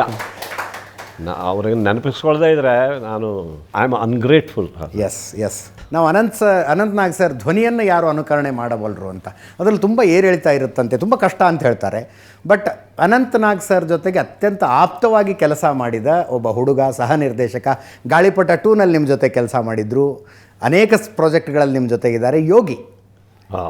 ಅವ್ರು ನಿಮ್ಮ ಧ್ವನಿಯನ್ನು ಅನುಕರಣೆ ಮಾಡಿದಾಗ ಅತ್ಯಂತ ಹತ್ತಿರ ಅಂತ ಅನ್ಸುತ್ತೆ ಅದು. ಯೋಗಿ ಅವರು ನಮ್ಮ ಜೊತೆಗಿದ್ದಾರೆ. ಎಸ್, ಯೋಗಿ ಅವರೇ. ನಮಸ್ತೆ ಸರ್. ನಮಸ್ತೆ ಯೋಗಿ ಅವರೇ, ಅನಂತನಾಗ್ ಸರ್ ಜೊತೆ ಕೆಲಸ ಮಾಡಿದಾರಲ್ಲ, ಹೌದು. ಒಂದು ಅವರ ಆ್ಯಕ್ಟಿಂಗ್ ಬಗ್ಗೆ ನಿಮ್ಗೆ ಡಿಫ್ರೆಂಟ್ ಅನ್ಸೋದೇನು, ವಿಶೇಷತೆ ಅನ್ಸೋದೇನು? ಸರ್ ನನಗೆ ಮೊದಲನೇದಾಗಿ ಅನಂತ್ ಸರ್ ಜೊತೆ ಕೆಲಸ ಮಾಡೋದು ಅಂತ ಹೇಳಿದಾಗ ಅದು ಗಾಳಿಪಟ 2 ಸಂದರ್ಭದಲ್ಲಿ ಸರ್. ಅನಂತ್ ಸರ್ ಮನೆಗೆ ಹೋಗೋಣ ಅಂತ ಹೇಳಿದ್ರು ಯೋಗರಾಜ್ ಸರ್ ರೀಡಿಂಗ್ ಕೊಡೋದಕ್ಕೆ ಅಂತ ಫಸ್ಟ್ ಟೈಮ್ ನಾನು ಅನಂತ್ ಸರ್ ನಾನು ತುಂಬ ದೊಡ್ಡ ಅಭಿಮಾನಿ ಸರ್, ತುಂಬ ದೊಡ್ಡ ಫ್ಯಾನ್ ನಾನು. ಯೋಗರಾಜ್ ಸರ್ ಕೂತಿದ್ರು, ನಮಸ್ಕಾರ ಸರ್ ಅಂದರು. ಏನು ಯೋಗರಾಜ್ ಅಂತ ಕೇಳಿದ್ರು ಸರ್. ಅದೇ ಸರ್ ಗಾಳಿಪಟ 2 ಸಿನಿಮಾ ಮಾಡ್ತಿದ್ದೀವಿ. ಓಹ್ ಮತ್ತೆ ಶುರು ಮಾಡಿದ್ರ ಗಾಳಿಪಟ ಸಿನಿಮಾನ ಅಂತ ಕೇಳಿದ್ರು. ಅಲ್ಲಿ ನನಗೆ ಫಸ್ಟು ರಿಜಿಸ್ಟರ್ ಆಯಿತು, ಯಬ್ಬ ಏನು ಧ್ವನಿ, ಏನು ಚೆನ್ನಾಗಿದೆ. ಅಲ್ಲಿವರೆಗೂ ನಾನು ಯಾವತ್ತೂ ಟ್ರೈ ಕೂಡ ಮಾಡಿದ್ದಿಲ್ಲ ಸರ್. ಸುಮಾರು ಒಂದು 60-70 ಧ್ವನಿಗಳು ಇಮಿಟೇಷನ್ಸ್ ಮಾಡ್ತಿದ್ದೆ. ಅನಂತ್ ಸರ್ದು ನಾನು ಪ್ರಯತ್ನ ಕೂಡ ಮಾಡಲಿಲ್ಲ. ಕಾರಣ ಇಷ್ಟೇ, ಅನಂತ್ ಸರ್ದು ಪ್ರಯತ್ನ ಮಾಡಬೇಕಂದ್ರೆ ಮೊದಲು ನಿಮ್ಮ ಕನ್ನಡ ಶುದ್ಧವಾಗಿರಬೇಕು. ಹೌದು, ಭಾಳ ಹಿಡ್ತಾ ಇರಬೇಕು ಲ್ಯಾಂಗ್ವೇಜ್ ಮೇಲೆ, ಯಾಕಂದ್ರೆ ಅಷ್ಟು ಹಿಡಿತದಿಂದ ಮಾತಾಡುವಂಥ ನಟರು. ಹಾಗಾಗಿ ನಾನು ಟ್ರೈ ಕೂಡ ಮಾಡಿದ್ದಿಲ್ಲ. ಅವತ್ತಲ್ಲಿ ಸರ್ ನಾನು ಆಫೀಸಿಗೆ ಹೋದೆ, ನಾನು ಗುಮ್ಮಂತಿದೆ ಅದು ಇಡೀ ದಿನ. ಅಲ್ಲಿ ಕೇಳಿದ್ರು ಹೆಂಗಿತ್ತು ಅನಂತ್ ಸರ್ ಜೊತೆ, ಹೆಂಗಿತ್ತು ಮಾತುಗಳು ಹೆಂಗೆ ಅಂತ. ನಾನು ಹೇಳೋಕೆ ಶುರು ಮಾಡಿಬಿಟ್ಟೆ ಸರ್. ಎಲ್ಲ ಅಲ್ಲಿ ನಡೆದಿದ್ದು ಸಂಭಾಷಣೆ ಎಲ್ಲ ಹೇಳೋಕೆ ಶುರು ಮಾಡಿದೆ. ಅಲ್ಲಿಂದ ನನಗೆ ನಿಧಾನಕ್ಕೆ ಅವ್ರ ಧ್ವನಿ ಮನಸ್ಸಿಗೆ ಇಳಿಯೋಕೆ ಶುರುವಾಯಿತು ಅಂತ. ಕೊನೆಯ ದಿನ ಶೂಟಿಂಗು ಸರ್, ಅದು ಅಂದರೆ ಅನಂತ್ ಸರ್ದು ಕೊನೆಯ ದಿನ ಸ್ಕೆಡ್ಯೂಲು. ಅನಂತ್ ಸರ್ ಹೇಳೋಕ್ಕೆ ಶುರು ಮಾಡಿದ್ರು, ಅದು ನೀವೊಂದು ಡೈಲಾಗ್ ಬರೆದಿದ್ದೀರಿ ಅಲ್ಲ, ಅದು ಕಾಣೆಯಾದ ಸೀತೆಯನ್ನು ಹುಡುಕುವಾಗ ವೈದೇಹಿ ಏನಾದಳು ಎಂದು ಮೂಕ ಗಿಡಮರಗಳನ್ನು ಕೇಳಿದನಂತೆ ರಾಮ, ಹಾಗಾಯಿತು ಇದು. ಅದು ಎಷ್ಟು ಚೆನ್ನಾಗಿದೆ ಅಂದರೆ, ಅದು ಬಹುಶಃ ನೀವು ಸಾಕಷ್ಟು ಯೋಚನೆ ಮಾಡಿ ಬರೆದಿದ್ದೆ. ಅಂದರೆ ಈ ಸಿನಿಮಾದಲ್ಲಿ ಅಷ್ಟು ಒಂದು ಎಫೆಕ್ಟಿವ್ ಒಂದು ಜಾಗ ಭಾಳ ಚೆನ್ನಾಗಿದೆ. ಅದಕ್ಕೆ ಯೋಗರಾಜ್ ಸರ್ ಹೇಳಿದರು, ಇಲ್ಲ ಸರ್ ಅದು ನಿಮ್ಮಂಥವ್ರಿಗೆ ಬರೆಯೋಕ್ಕೆ ಸಾಧ್ಯ. ಅಂದರೆ ಪೆನ್ ಹಿಡಿದ್ರೆ ನಿಮ್ಮ ಧ್ವನಿ ನಮ್ಮ ತಲೆಗೆ ಬಂದರೆ ಮಾತ್ರ ಅಂಥದ್ದು ಬರೆಯೋಕ್ಕೆ ಸಾಧ್ಯ. ಈಗ ಶಿವಣ್ಣ ಅಂದರೆ ನಾವು ಬೇರೆ ಬರೆದು ಬಿಡ್ತೀವಿ. ನೋಡಿ ನಮ್ಮ ಹುಡುಗ ಬೇಕಾದ್ರೆ ಇದನ್ನೇ ಶಿವಣ್ಣ ಹತ್ರ ಹೇಳ್ತಾನೆ, ಇದನ್ನು ಬರೆದ್ರೆ ಹೆಂಗಿರುತ್ತೆ ಅಂತ ನಾವು ಹೇಳಿದ್ರು ಸರ್ ಮುಂದೆ. ಹೇಳೋ ಅಂದರು. ನಾನು ಶಿವಣ್ಣನ ಸ್ಟೈಲಲ್ಲಿ ಅದನ್ನು ಸ್ವಲ್ಪ ಹೇಳಿದೆ. ಸರ್ ನಕ್ಬಿಟ್ಟು, ಇವನು ನನ್ನ ಹಾಗೆ ಕೂಡ ಮಾತಾಡ್ತಾನಂತೆ ಅಂದರು. ಇವರ ಸಿನಿಮಾದ ಬೆಸ್ಟ್ ಡೈಲಾಗ್ ಯಾವುದು, ನಿಮ್ಮ ಫೇವ್ರೇಟ್ ಡೈಲಾಗ್? ಅದೇ ಕಾಣೆಯಾದ ಸೀತೆಯನ್ನು. ಅನಂತ್ ಸರ್ ಒಂದು ಸೈಲೆಂಟ್ ಧ್ವನಿಯಲ್ಲಿ, ಕಾಣೆಯಾದ ಸೀತೆಯನ್ನು ಹುಡುಕುವಾಗ ವೈದೇಹಿ ಏನಾದಳು ಎಂದು ಮೂಕ ಗಿಡಮರಗಳನ್ನು ಕೇಳಿದನಂತೆ ರಾಮ, ಹಾಗಾಯಿತು ಇದು ಅಂತಾರೆ. ಹೋಗ್ಬೋದಾ ಸರ್ ಅಂತಾರೆ. ಹಾಗೆಲ್ಲರೂ ನಗಕ್ಕೆ ಶುರು ಮಾಡ್ತಾರೆ, ಹೋಗ್ತಿದ್ವಲ್ಲ ಸರ್. ಹಾಗಾಗಿ ಆ ಡೈಲಾಗ್ ನನ್ನ ಭಾಳ favourite. Thank you so much Yogi. Thank you sir. Thank you so much sir. Thank you sir. Thank you so much. ನಮಸ್ಕಾರ ಸರ್. ವಿನಾಯಕ್ ಭಟ್ ಅಂತ ಶಿರ್ಸಿಯಿಂದ. ಕಲಾತ್ಮಕ ಚಿತ್ರಗಳಿಂದ ರೊಮ್ಯಾಂಟಿಕ್ ಹೀರೋ ಆಗಿ ಬದಲಾದ್ರಿ. ಈ ಎಲ್ಲ ರೀತಿಯ ಪಾತ್ರಗಳನ್ನು ಅನುಭವಿಸಿ ಅಭಿನಯಿಸುವಾಗ ಎಲ್ಲೋ ಒಂದು ಹಂತದಲ್ಲಿ ಅಂಥ ಪಾತ್ರಗಳನ್ನು ಒಪ್ಪಿಕೊಳ್ಳುವಾಗ ತನ್ನ ಇಮೇಜ್ ಬದಲಾಗುತ್ತೆ, ಅದು ಇಫೆಕ್ಟ್ ಮಾಡುತ್ತೆ ಅಂತ ಅನಿಸಿದ್ದಿದೆಯಾ? ನೀವು ನಾಟಕ ರಂಗದಲ್ಲಿ ಅಂಥವರು ಸಿಗೋದೇ ಇಲ್ಲ ನಿಮಗೆ. ಎಸ್, ಇದು ಸಿನಿಮಾ ಬಂದ ಮೇಲೆ ಒಂದು ದೊಡ್ಡ ಹೆಸರಾದ ಮೇಲೆ ಆನಂತರ ಈ ಸುತ್ತಮುತ್ತಲಿದ್ದವರು ಸ್ವಲ್ಪ ಮನಸ್ಸು ಕೆಡಿಸ್ತಾರೆ.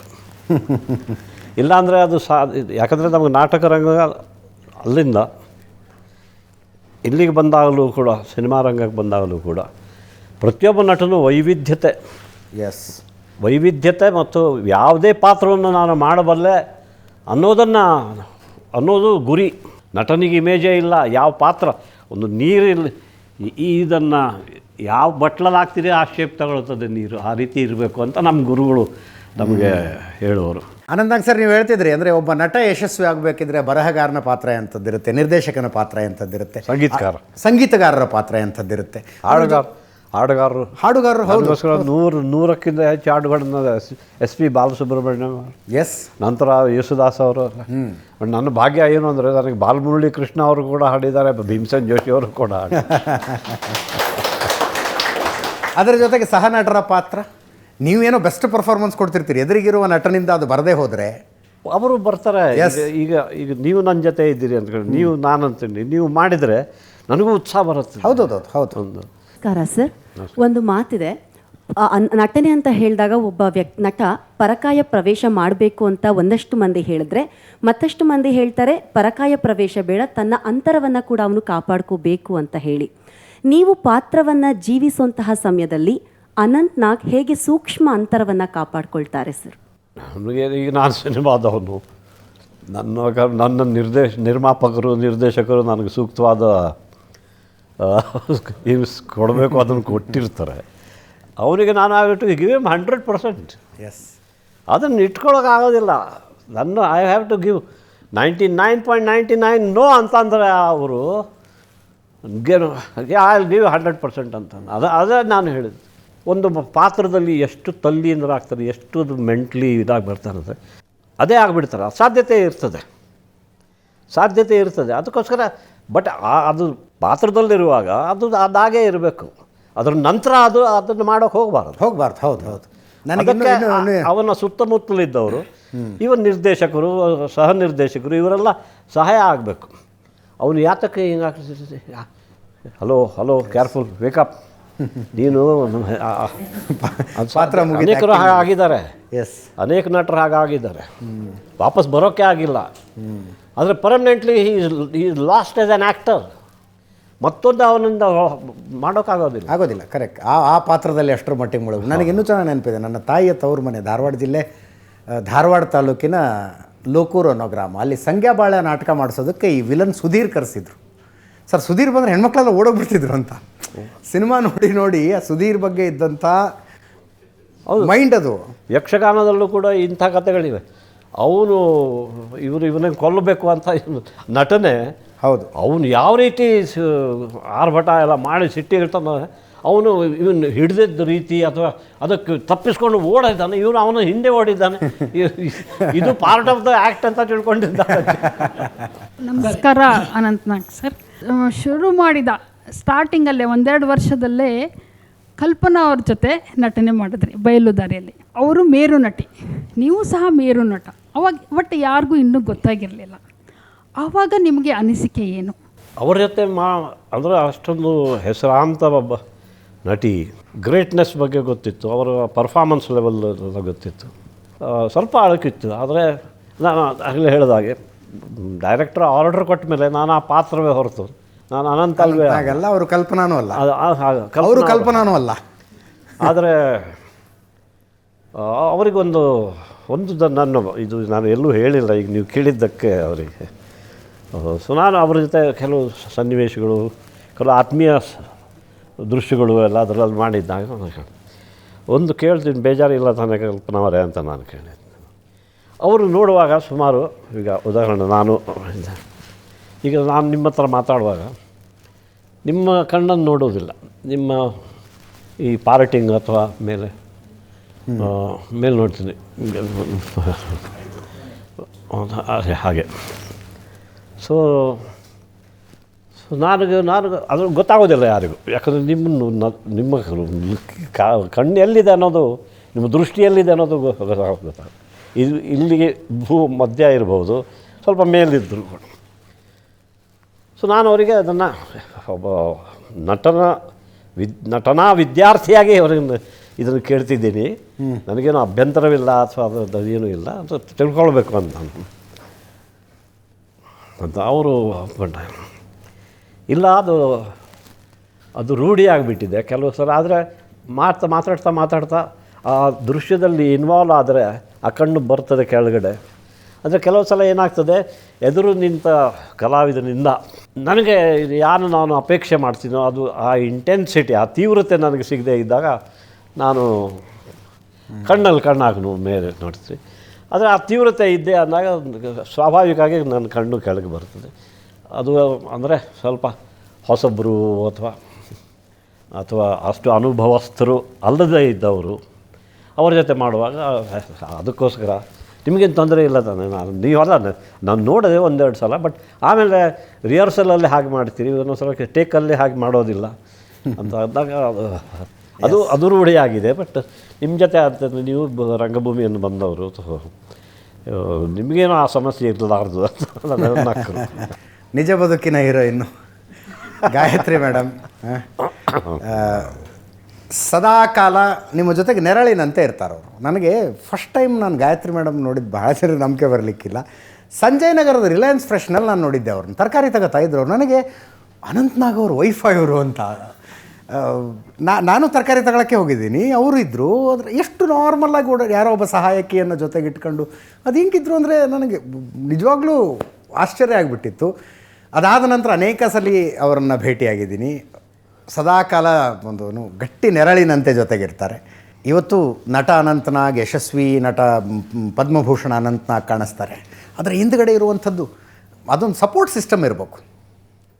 Any career for that matter, ಕೇವಲ ನಟನೆ ಒಂದೇ ಅಲ್ಲ, ನಮ್ಮ ವೃತ್ತಿ ಬದುಕಿನಲ್ಲಿ ನಾವು ಮೇಲೆ ಬರಬೇಕು ಅಂದರೆ ಹಿಂದೆ ಒಂದು ಸಾರ್ಟೆಡ್ ಆದಂಥ ಫ್ಯಾಮಿಲಿ ಲೈಫ್ ಇರಬೇಕು, ಸಪೋರ್ಟ್ ಸಿಸ್ಟಮ್ ಇರಬೇಕು, ಸ್ನೇಹಿತರದೊಂದು ಬಳಗ ಇರಬೇಕು.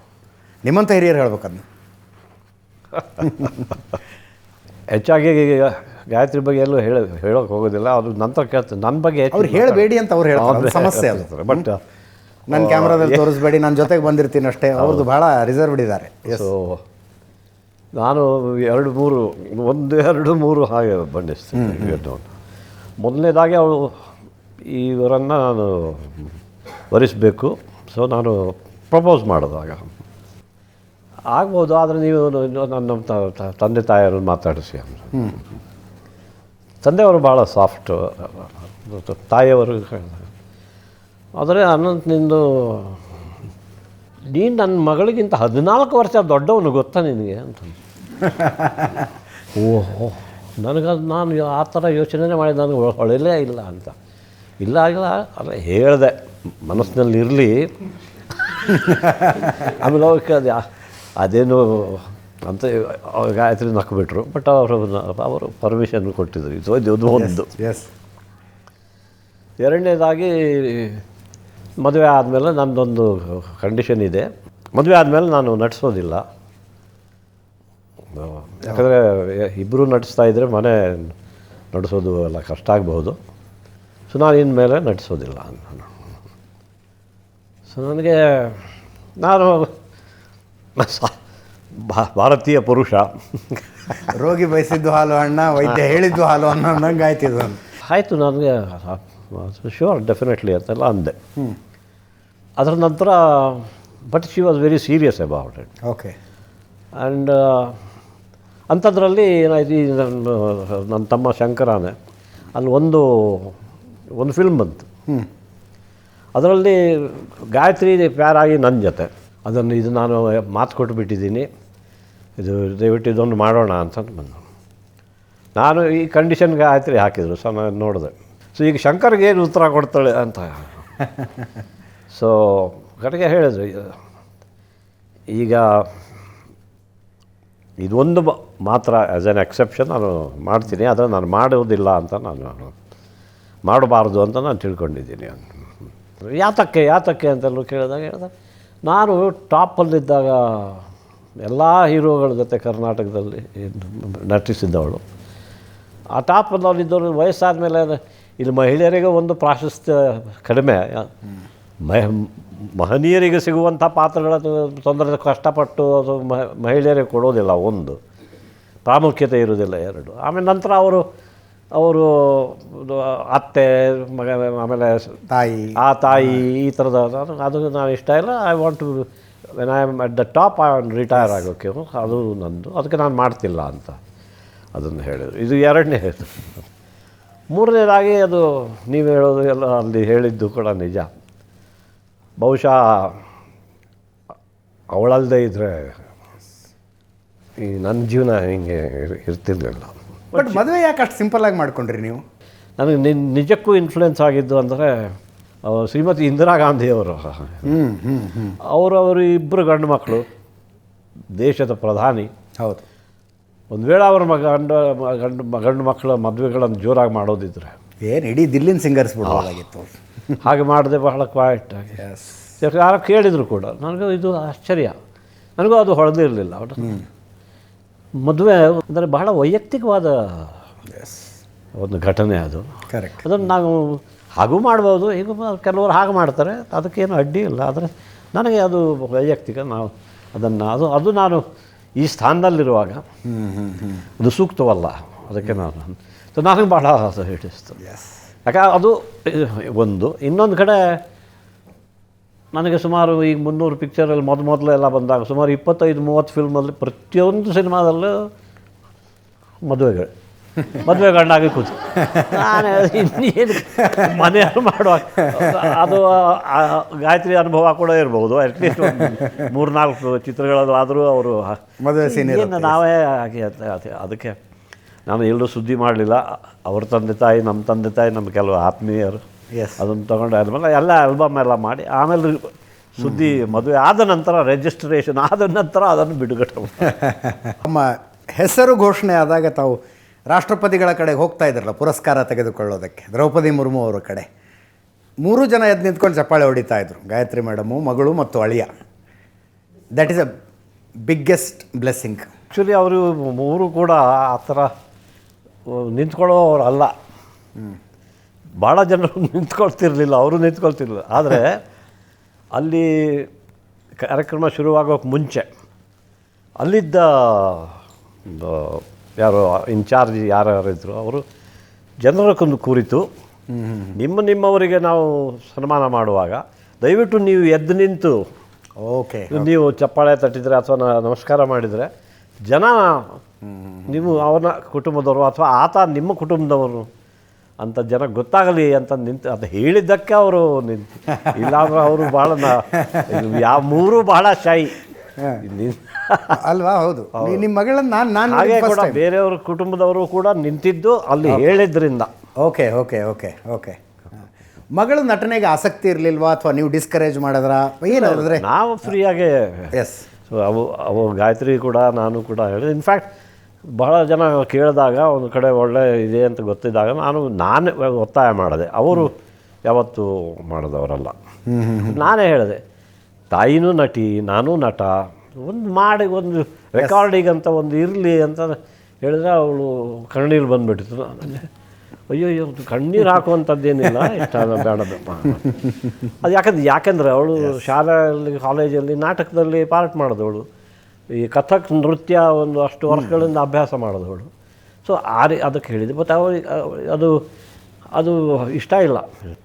ಸೊ ನಾ ಕೇಳಿದೆ, ಏನು ನನಗೆ ಹೇಳ, ಏನಿಲ್ಲ ಇದು ಶೂಟಿಂಗ್ನಲ್ಲಿ ಇಲ್ಲ ಜನ ಇಲ್ಲಿ ಕ್ಯಾಮ್ರಾ ಇರ್ತದೆ, ಇಷ್ಟೇ ಜನ ಅದು ರೇಸ್ ಆಗ್ತಿರೋದು ಆಗ್ತದೆ. ಒಂದು ಮನೆಯಲ್ಲಿ ಶೂಟಿಂಗ್ ಮಾಡಬೇಕು ಅಂತಂದರೆ ಬಟ್ ಏನು ಅಂದರೆ ಎಲ್ಲ ಕ್ಯಾಮ್ರಾ ಎಲ್ಲ ಹತ್ತಿರ ಇರ್ತವೆ. ನನಗೆ ರಂಗಭೂಮಿ ಮೇಲೆ ಆಗಲ್ಲ. ಅಲ್ಲೊಂದು ರಂಗಮಂಚ ಇದೆ, ಅದರ ಮೇಲೆ ಪ್ರೇಕ್ಷಕರು ಅಷ್ಟು ದೂರ ಕೂತಿರ್ತಾರೆ. ಅದು ಕಂಫರ್ಟ್. ಅದೇ ಕಂಫರ್ಟ್ ಝೋನ್. ಅದು ಇಲ್ಲಿ ಇಲ್ಲ, ಅದು ನನಗೆ ಇಷ್ಟ ಇಲ್ಲ ಅಂತ. ಅವಳ ಗಂಡ ವಿವೇಕ್ ಶೆಟ್ಟಿ ಅಂತ ಆತ ಕೂಡ ನಾನು ಅವ್ರ ಪರಿಸ್ಥಿತಿ ನೆನಪಿಸ್ಕೋತಾ ಇದ್ದೆ ಸರ್. ಡೈರೆಕ್ಟರ್ ಯೋಗಿ ಹೇಳ್ತಾ ಇದ್ರು, ಸ್ಕ್ರಿಪ್ಟ್ ಓದಬೇಕು ಅಂದಾಗಲೇ ಭಯ ಆಗಿತ್ತಂದು ನಿಮ್ಮ ಎದುರಿಗೆ. ನಿಮ್ಮ ಮಗಳನ್ನ ಮದುವೆ ಮಾಡ್ಕೊತೀನಿ ಅಂತ ಹೇಳಕ್ಕೆ ಬಂದಾಗ ಪಾಪ ಹೆಂಗಾಗಿರ್ಬೇಕು ಅವರಿಗೆ? ಇಲ್ಲ, ಅದನ್ನು ಕ್ವೈಟ್ ಈಸ್ ಬೋಲ್ಡ್. ಯಾಕಂದರೆ ಅವನು ಇನ್ ಈಸ್ ಫೀಲ್ಡ್. ಯಾಕಂದ್ರೆ ನಮಗೆ ಅದು ಗೊತ್ತಿಲ್ಲ. ನಾನು ಬ್ಯಾಂಕಲ್ಲಿ ಕೆಲಸ ಮಾಡಿದ್ರು, ಬ್ಯಾಂಕಿಂಗ್ ಬಗ್ಗೆ ಸುಮಾರು ಗೊತ್ತಿದೆ. ನಮ್ಮಲ್ಲಿ ಬ್ಯಾಂಕ್ ಅಂದರೆ ಸಾಮಾನ್ಯವಾಗಿ ಸಾಲ ಕೊಡು, ಡಿಪಾಸಿಟ್ ಠೇವಣಿದಾರರು ಇಡುಗಂಟು ಅಂತ ಕನ್ನಡದಲ್ಲಿ ಹೇಳ್ತೀವಿ. ಒಟ್ಟು ಯಾರೂ ಉಪಯೋಗಿಸೋದಿಲ್ಲ ಅದನ್ನು. ಡೆಪಾಸಿಟ್ ಇಡ್ತಾರೆ, ಅದರ ಮೇಲೆ ಲ್ಯಾಂಡಿಂಗ್ ಆ ರೀತಿ ಅದು. ಆದರೆ ನಂತರ ಈ ವಿದೇಶದ ಆಫ್ಟರ್ 90s ನಂತರ ಫಾರಿನ್ ಡೈರೆಕ್ಟ್ ಇನ್ವೆಸ್ಟ್ಮೆಂಟ್ ಅಂತ ಏನು ಬಂದಿದೆ, ಅದು it is non banking, it is investors money. ಇದು ಯಾರು ಅದಕ್ಕೆ ಇಲ್ಲಿ ಡಿಪಾಸಿಟರ್ಸ್ ಇಲ್ಲ ಅದಕ್ಕೆ. So it is non banking industry ಆ ರೀತಿ ಹೋಗ್ತದೆ. ಅದರಲ್ಲೇ ಅವನು ಪಳಗಿದವನು. ಅವನು ಇನ್ಚಾರ್ಜ್ ಆಫ್ ದ ಒಂದು ಕಂಪನಿಯಲ್ಲಿ ಇದ್ದಾನೆ, which is entire south incharge. Okay okay. Anantnag sir ಅಂದರೆ ಒಂದು ತೂಕದ ವ್ಯಕ್ತಿ, ಒಂದು ಶಕ್ತಿ. ಆಮೇಲೆ ಈ ವಿಭೂಷಣ ಸಿಕ್ಕಿರೋದು, ಪದ್ಮಭೂಷಣ ಸಿಕ್ಕಿರೋದು ನಾವು 7 ಕೋಟಿ ಕನ್ನಡಿಗರಿಗೆ ಒಂದು ಹೆಮ್ಮೆಯ ವಿಷಯ. ಹಾಗೂ 7 ಕೋಟಿ ಕನ್ನಡಿಗರ ಪರವಾಗಿ ಅನಂತ್ ಸರ್ಗೆ ಅಭಿನಂದನೆಗಳು ತಿಳಿಸ್ತೀನಿ. ಈಗ ಚಿತ್ರರಂಗ ಏನಾಗಿದೆ, ಚಿತ್ರರಂಗ ಇರೋದ್ರಿಂದ ನಾನು ಹೇಳ್ತಾ ಇರೋದು.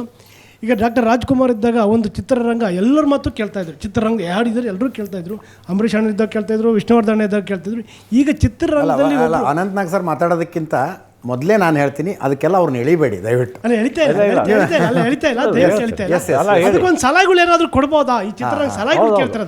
ನೀವು ನೋಡಿದರೆ ಈ ರಾಜ್ಕುಮಾರ್ ಅವರು, ಅವರ ಹಿಂದೆ ಅವರ ಜೊತೆಯಲ್ಲಿದ್ದವರು ಉದಯ್ ಕುಮಾರ್ ಅವರು, ಕಲ್ಯಾಣ್ ಕುಮಾರ್ ಅವರು, ಸೀತಾರಾಮ್, ಅವರೆಲ್ಲರೂ ನಾಟಕ ರಂಗದಿಂದ ಬಂದವರು. ಅಂದರೆ ನಿಜ ಹೇಳಬೇಕು ಅಂದರೆ ಈ ಸಿನಿಮಾ ರಂಗ ಇಲ್ಲಿ ಪ್ರಾರಂಭವಾಗೋಕ್ಕೆ ಮುಂಚೆ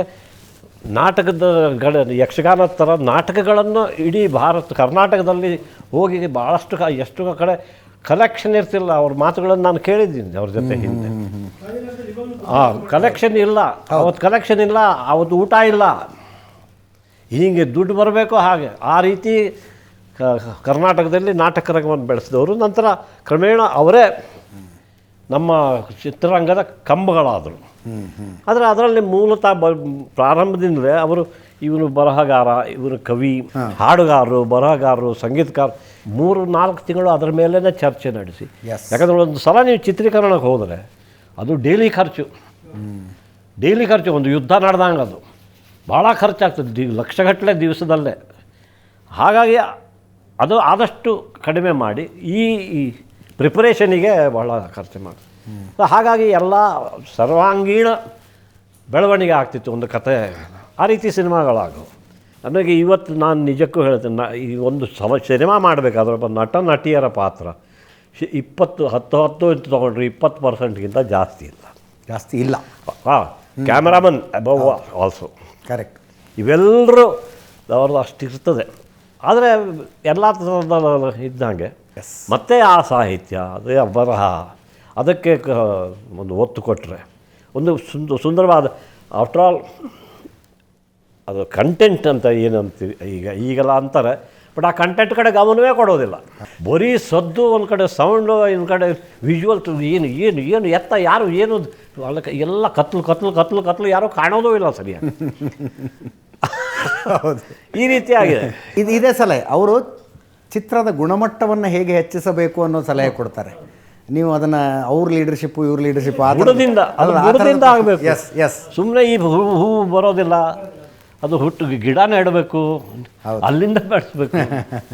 ನಿಮಗೆ ರಾಜಕೀಯದಲ್ಲಿ ಹೆಂಗೆ ಸರ್ ಏಕಾಏಕಿ ಆಸಕ್ತಿ ಬಂದಿದ್ದು? ತಂದೆಯವರು ಆಗ ರಾಮಕೃಷ್ಣ ಹೆಗಡೆಯವರ ಜೊತೆ ವೀರೇಂದ್ರ ಪಾಟೀಲರು, ನಿಜಲಿಂಗಪ್ಪ ಅವರು ಆ ಸಮಯದಲ್ಲಿ ಹಳೇ ಕಾಂಗ್ರೆಸ್ ಅಂತ ಏನಿತ್ತು ಅದರ ಸದಸ್ಯರಾಗಿದ್ದರು. ಸೊ ನಮ್ಮ ತಂದೆಯವರು ಹೇಳಿ, ನಾವು ನೀವೆಲ್ಲ ಮನೇಲಿ ಕೂತು ರಾಜಕಾರಣ ಮಾತಾಡೋದಷ್ಟೇ, ಸ್ವಲ್ಪ ಭಾಗವಹಿಸಿ ಅದರಲ್ಲಿ. ನಮ್ಮ ತಂದೆಯವ್ರಿಗೆ ತುಂಬ ಆಸೆ ಇತ್ತು. ಆದರೆ ನಮ್ಮ ಮಠದ ಗುರುಗಳು ಎಲ್ಲ ಅದಕ್ಕೆ ಬೇರೆಯವರು ಸಿಗ್ತಾರೆ, ಅದನ್ನು ಮಠಕ್ಕೆ ಸಿಗೋದಿಲ್ಲ, ನೀನು ನನ್ನ ಜೊತೆ ಇರಬೇಕು ಅಂತ ಹೇಳಿದ್ರಿಂದ ಅವರಿಗೆ ಬೇಸರವಾಗಿತ್ತು. ಹಾಗಾಗಿ ನೀವು ಹೋಗಿ ಇಬ್ಬರು ಪಕ್ಷಕ್ಕೋಸ್ಕರ ಮಾಡಿ ಅಂತ ಹೇಳಿ ಆ ಚುನಾವಣೆಯಲ್ಲಿ ನಾನು ಶಂಕರಿಗೆ ಒಲವೇ ಇರಲಿಲ್ಲ. ನಾನು ಏನಂದರೆ, ನಾವು ಅಣ್ಣ ತಮ್ಮಂದ್ರ ಜೊತೆಯಲ್ಲಿ ಹೋದರೆ ಒಂದು ಸ್ವಲ್ಪ ಶೇಕ್ ಆಗ್ತದೆ, ಜನರ ಸಂಚಲನ ಮೂಡ್ಬೋದು ಅಂತ ನಾವು ಅಣ್ಣ ತಮ್ಮಂದರು ಹೋಗಿದ್ದು. ನಾವು ಕೂಡ ಅಂಥ ಏನು ಆವಾಗ ತಲುಪಿರಲಿಲ್ಲ. ಬಟ್ ನಂದು ಕೆಲವು ಚಿತ್ರಗಳು ಹಿಟ್ಟಾಗಿದ್ದು. ಶಂಕರ ಅಂತೂ ಮೊದಲ ಚಿತ್ರದಿಂದಲೇ ಜನಪ್ರಿಯತೆ, ಒಂದು ಆಟೋ ರಾಜ, ಆ ರೀತಿ ಚಿತ್ರಗಳನ್ನೆಲ್ಲ ಮಾಡಿದ್ದು. ಸೊ ನಾವಿಬ್ಬರು ಹೋಗಿ ಅದರಲ್ಲಿ ಭಾಗವಹಿಸಿದ್ರು. ಕಡೆಗೆ ನಮಗೆ ರಾಜಕೀಯದಿಂದ ಕೇಳಿದರು, ನಿಮ್ಮಿಬ್ಬರಲ್ಲಿ ಯಾರಿಗಾದರೂ ಆಸೆ ಇದೆ? ನಾನು ಆವಾಗ ಹೇಳಿದೆ, ನಮಗಿಬ್ಬರಿಗೂ ಆಸೆ ಇಲ್ಲ, ನಾವು ಚೆನ್ನಾಗೇ ಇದ್ದೀವಿ ಸಿನಿಮಾದಲ್ಲಿ. ನಮ್ಮ ತಂದೆಯವರಿಗೆ ಆಸೆ ಇತ್ತು, ನಮ್ಮ ತಂದೆಯವರಿಗೆ MLC ಮಾಡೋದಿದ್ರೆ ಮಾಡಿ ಅಂತ. ಅಷ್ಟರಲ್ಲಿ ನಮ್ಮ ತಂದೆಯವರಿಗೆ ಹುಷಾರಿಲ್ಲ, ಅವ್ರು ತೀರ್ಕೊಂಬಿಟ್ರು. ಸೊ ಅದು ಹಾಗೆ ಉಳಿತು. ಸೊ ನಾವು ಕೇಳಿದ್ದು ಅದಕ್ಕಾಗಿ ಅದು ಮತ್ತೆ ತಂದೆಯವರು ಹೋದರು, ಇದು ಸೀಟ್ ಖಾಲಿ ಆಯಿತು. ಆವಾಗ ನನಗೆ ಶಂಕರ್ ಹೇಳಿದೆ, ನೀನು ಒಪ್ಕೊ, ನಿನ್ನ ಕರ್ಮ ಇದು, ನಾನು ಬರೋದಿಲ್ಲ ಅಂತ ಹೇಳಿದ್ರೆ ನೀನೇ ಎಳ್ಕೊಂಡು ಹೋಗಿದ್ದೆ ಅಂತ ಹೇಳ್ದೆ. ಅವನು ಕಡೆಗೆ ನಾನು MLC ಆದೆ. ನಾನು MLC ಆಗಿದ್ದು 88ರಲ್ಲಿ. ಒಂದು ಟರ್ಮಲ್ಲಿ MLC ಆಗಿದ್ದೆ, ಇನ್ನೊಂದು ಟರ್ಮಲ್ಲಿ MLA ಆದೆ, ಮಂತ್ರಿ ಆದರು.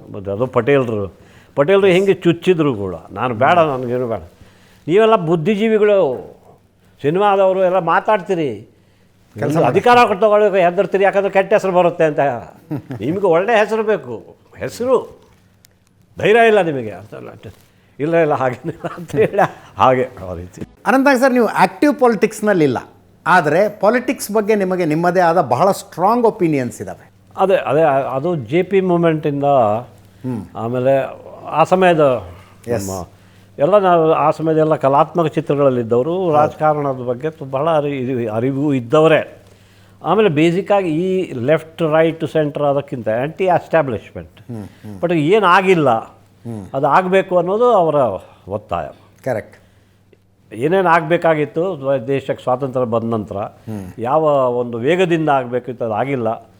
ಕಾರಣ ಬೇರೆ ಕಾರಣಗಳಿರ್ತವೆ. ಅದು ಆ ಥರದ ಒಂದು ಆಸ್ಥೆ ಇತ್ತು. ಅದು ನಾನು ಅದರಲ್ಲಿ ಪಾಲ್ಗೊಂಡೆ ಎಮರ್ಜೆನ್ಸಿ ಆದ ನಂತರ. ಒಂದು ಸಲ ನೀವು ಬಂದ ಮೇಲೆ ಅದು ಒಂಥರ ಜ್ವರ, ಅದು ಒಂದು ಸಲ ಅಲ್ಲೇ ಆಯಿತು, ಇಲ್ಲಿ ಅದು ಜ್ವರ ಹಿಡಿಯೋದಿಲ್ಲ ಭಾಳ ಸುಲಭವಾಗಿ. ತೇಜಸ್ ಅಂತ GK vehicle agriculture student. Sir, ನೀವು JH ಪಟೇಲ್ರ ಕಾಲದಲ್ಲಿ ಅರ್ಬನ್ ಡೆವಲಪ್ಮೆಂಟ್ ಮಿನಿಸ್ಟರ್ ಆಗಿರ್ತಾರೆ. ಹಾಗಾಗಿ ಈ ಪ್ರಶ್ನೆ ನಿಮಗೆ ಕೇಳ್ತಕ್ಕಂಥದ್ದು ಸೂಕ್ತ ಅಂತ ಭಾವಿಸ್ತೇನೆ. ಏನು ಇವತ್ತು ಸಂದರ್ಭದಲ್ಲಿ ಅಭಿವೃದ್ಧಿ ಹೆಸರಿನಲ್ಲಿ ಬ್ರ್ಯಾಂಡ್ ಬೆಂಗಳೂರು ಮಾಡ್ತೀವಿ ಅಂತ ಹೊಡ್ತಾರೆ. ಆ ತುಮಕೂರಿಗೆ ಬರ್ತಕ್ಕಂಥ ನೀರನ್ನು ಹೇಮಾವತಿ ಎಕ್ಸ್ಪ್ರೆಸ್ ಕೆನಾಲ್ ಮುಖಾಂತರ ಬೆಂಗಳೂರು ಸೌತ್ ಡಿಸ್ಟ್ರಿಕ್ಟ್ ಮಾಗಡಿಗೆ ತಗೊಂಡು ಹೋಗ್ತಕ್ಕಂಥ ಕೆಲಸವನ್ನು ಮಾಡ್ತಾ ಇದ್ದಾರೆ. ಪಟೇಲ್ರವರು ಮುಖ್ಯಮಂತ್ರಿ ಆಗಿದ್ದಾಗ ಅವರು ಬೆಂಗಳೂರು ಡೆವಲಪ್ಮೆಂಟ್ ಬೇಸಿಕಲಿ ಈಗ ಇರೋ ಜಾಗದಲ್ಲಿ ಸರಿದ್ರು BWSSB ಅರ್ಥ ಆಗುತ್ತೆ. ಈಗಿನ BVWSSB, BBMP ಮತ್ತು BMRDA, ಆಮೇಲೆ BDA ಇವತ್ತರದ್ದು. ಸೊ ನಾನು ಹೆಸಿಟೇಟ್ ಮಾಡಿದೆ. ಅದು ಕಡೆಗೆ ನಾನು ಸ್ಪಷ್ಟವಾಗಿ ಸತ್ಯವಾಗಿಯೂ ಹೇಳಿದೆ. ನಾನು ಹೇಳಿದೆ, ಸರ್, ನಾನು ಸಿನಿಮಾದವನು, ನಾಟಕದವನು, ಬ್ಯಾಂಕಲ್ಲಿ ಕೆಲಸ ಮಾಡಿದ್ದೆ, ಆದರೆ ಆಡಳಿತದ ಅನುಭವ ಇಲ್ಲ. ಸೊ ನನಗೆ ನಿಮ್ಮ ಗೈಡೆನ್ಸಲ್ಲಿ ನನ್ನ ಮಂತ್ರಿ ಪದವಿಯನ್ನು ಕೊಡ್ತೀರಿ, ನನ್ನ ಫೈಲ್ಸ್ ನಿಮ್ಮ ಮೂಲಕ ಹೋಗುವ ಹಾಗೆ attach to the chief minister ಮಾಡಿ. ಅದು ಭಾಳ ಜನ ನಿನ್ನ ಮೂರ್ಖ ಅಂತ ಹಾಗೆಲ್ಲ ಹೇಳಿದರು. ನಾನು ಹೇಳಿದೆ, ನಾನು ಕೆಲಸ ಕಲ್ತ್ಕೊಳ್ತೀನಿ ಸರ್, ಆಮೇಲೆ ಮುಂದೆ ನೋಡೋಣ ಅಂತ ಹಾಗೆ ಹೇಳಿದೆ. ಆದರೆ ಒಂದು ಆಡಳಿತ ನಡೆಸೋದು ಅಷ್ಟು ಸುಲಭ ಇಲ್ಲ. ಬೆಂಗಳೂರು 60ನೇ ಇಸ್ವಿಯಲ್ಲಿ ಅಥವಾ 80ನೇ ಇಸ್ವಿಯಲ್ಲಿ ಇದ್ದು ಬೆಂಗಳೂರು ಇವಾಗಂತೂ ಹೀಗೆ ಹೋಗಿದೆ. ಸೊ ಈಗ ಸಿದ್ದರಾಮಯ್ಯನವರು, ನೀವು ಹೇಳಿದ್ರೆ DK ಶಿವಕುಮಾರ್ ಅವರೆಲ್ಲ ಇದ್ದಾರೆ. ಒಂದು ಕೆಲಸ ಮಾಡಲಿ ಬಿಡಿ. ಯಾಕಂದರೆ ಇವರು ಬರೋಕ್ಕೆ ಮುಂಚೆ ಇನ್ನೊಂದು ಪಾರ್ಟಿ, ಅವರು BJP ಅವರು ಅಧಿಕಾರದಲ್ಲಿದ್ದರು, ಅಧಿಕಾರ ಕಳ್ಕೊಂಡಿದ್ದರೆ ಇವರು ಬಂದಿದ್ದಾರೆ. ಸೊ ಅವ್ರಿಗೆ 5 ವರ್ಷ ಹೇಗೆ ನೋಡಿದ್ದೀವೋ ಅಥವಾ ತಡ್ಕೊಂಡಿದ್ದೀವೋ ಹಾಗೆ ಇವರನ್ನು ಒಳ್ಳೆಯದಾದಾಗ ನಾವೆಲ್ಲ ತೊಗೋತೀವಿ. ಅದನ್ನು ಕೆಲವು ಸಲ ನಮಗೆ ಒಪ್ಪಿತ್ವಿಲ್ಲದ್ದೇ ಅವರು ಮಾಡಿದಾಗ ಅದು ರಾಜಕಾರಣ. ಒಂದು ಜಿಲ್ಲೆಯ ರೈತರಿಗೆ ಮರಣಶಾಸನ ಬರ್ತದೆ, ಇನ್ನೊಂದು ಜಿಲ್ಲೆಯನ್ನು ಬ್ರ್ಯಾಂಡ್ ಮಾಡ್ತಕ್ಕಂಥ ಅವಶ್ಯಕತೆ ಇದೆಯಾ? ಅದು ನಾವು ಹೊರಗಡೆಯಿಂದ ಅದಕ್ಕೆ ಕಮೆಂಟ್ ಮಾಡೋದು ಸುಲಭ. ಬಟ್ ಅವ್ರು ಹೇಳೋದರಲ್ಲೂ ವಾದ ಇದೆ. ಯಾಕೆಂದರೆ ಈಗ ನಮ್ಮ ದೇಶದಲ್ಲಿ ಬ್ಯಾಂಕ್ ಯಾವ ಥರ ಬ್ಯಾಂಕಿಂಗ್ ಇತ್ತು, ಓನ್ಲಿ ಡಿಪಾಸಿಟರ್ಸ್, ಫಾರಿನ್ ಡೈರೆಕ್ಟ್ ಇನ್ವೆಸ್ಟ್ಮೆಂಟ್. ಆ ರೀತಿ ಬೇರೆ ಕಡೆಯಿಂದವರು ಇಲ್ಲಿ ಇನ್ವೆಸ್ಟ್ ಮಾಡೋಕೆ ರೆಡಿ ಇದ್ದಾಗ ಅರ್ಬನೈಸೇಷನ್ ಎಲ್ಲ ಕಡೆ ಆಗ್ತಾಯಿದೆ. ಬೆಂಗಳೂರು ಬೆಳೀತಾ ಇದೆ ಅಂದರೆ ಯಾರೂ ನಿಲ್ಸೋಕ್ಕಾಗಲಿಲ್ಲ. ಇಲ್ಲೇ ಒಂದೇ ಕಡೆ ಕೇಂದ್ರೀಕೃತವಾಗೋದಕ್ಕಿಂತ ಅದು ಬೇರೆ ಕಡೆನೂ ಹಬ್ಬಿದ್ರೆ ಅಲ್ಲೂ ಕೂಡ ಆ ವಾದದ ಹಿಂದೆ ಅದರಲ್ಲೂ ತಥ್ಯ ಇದೆ. ಚಿತ್ರರಂಗಕ್ಕೆ ಸಂಬಂಧಪಟ್ಟ ನಿಮ್ಮ ಸಿನಿಮಾ ಕರಿಯರ್ಗೆ ಸಂಬಂಧಪಟ್ಟಂತೆ ನಿಮ್ದು ಅನ್ಫಿನಿಶ್ಡ್ ಡ್ರೀಮ್ ಏನಾದ್ರು ಇದೆಯಾ?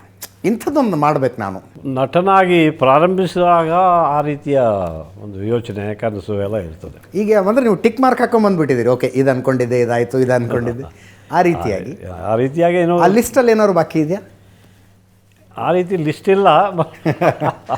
ನೀವು ಹೇಳಿದ್ರೆ ನಾನು ತಯಾರು ಮಾಡ್ಕೊಳ್ತೇನೆ.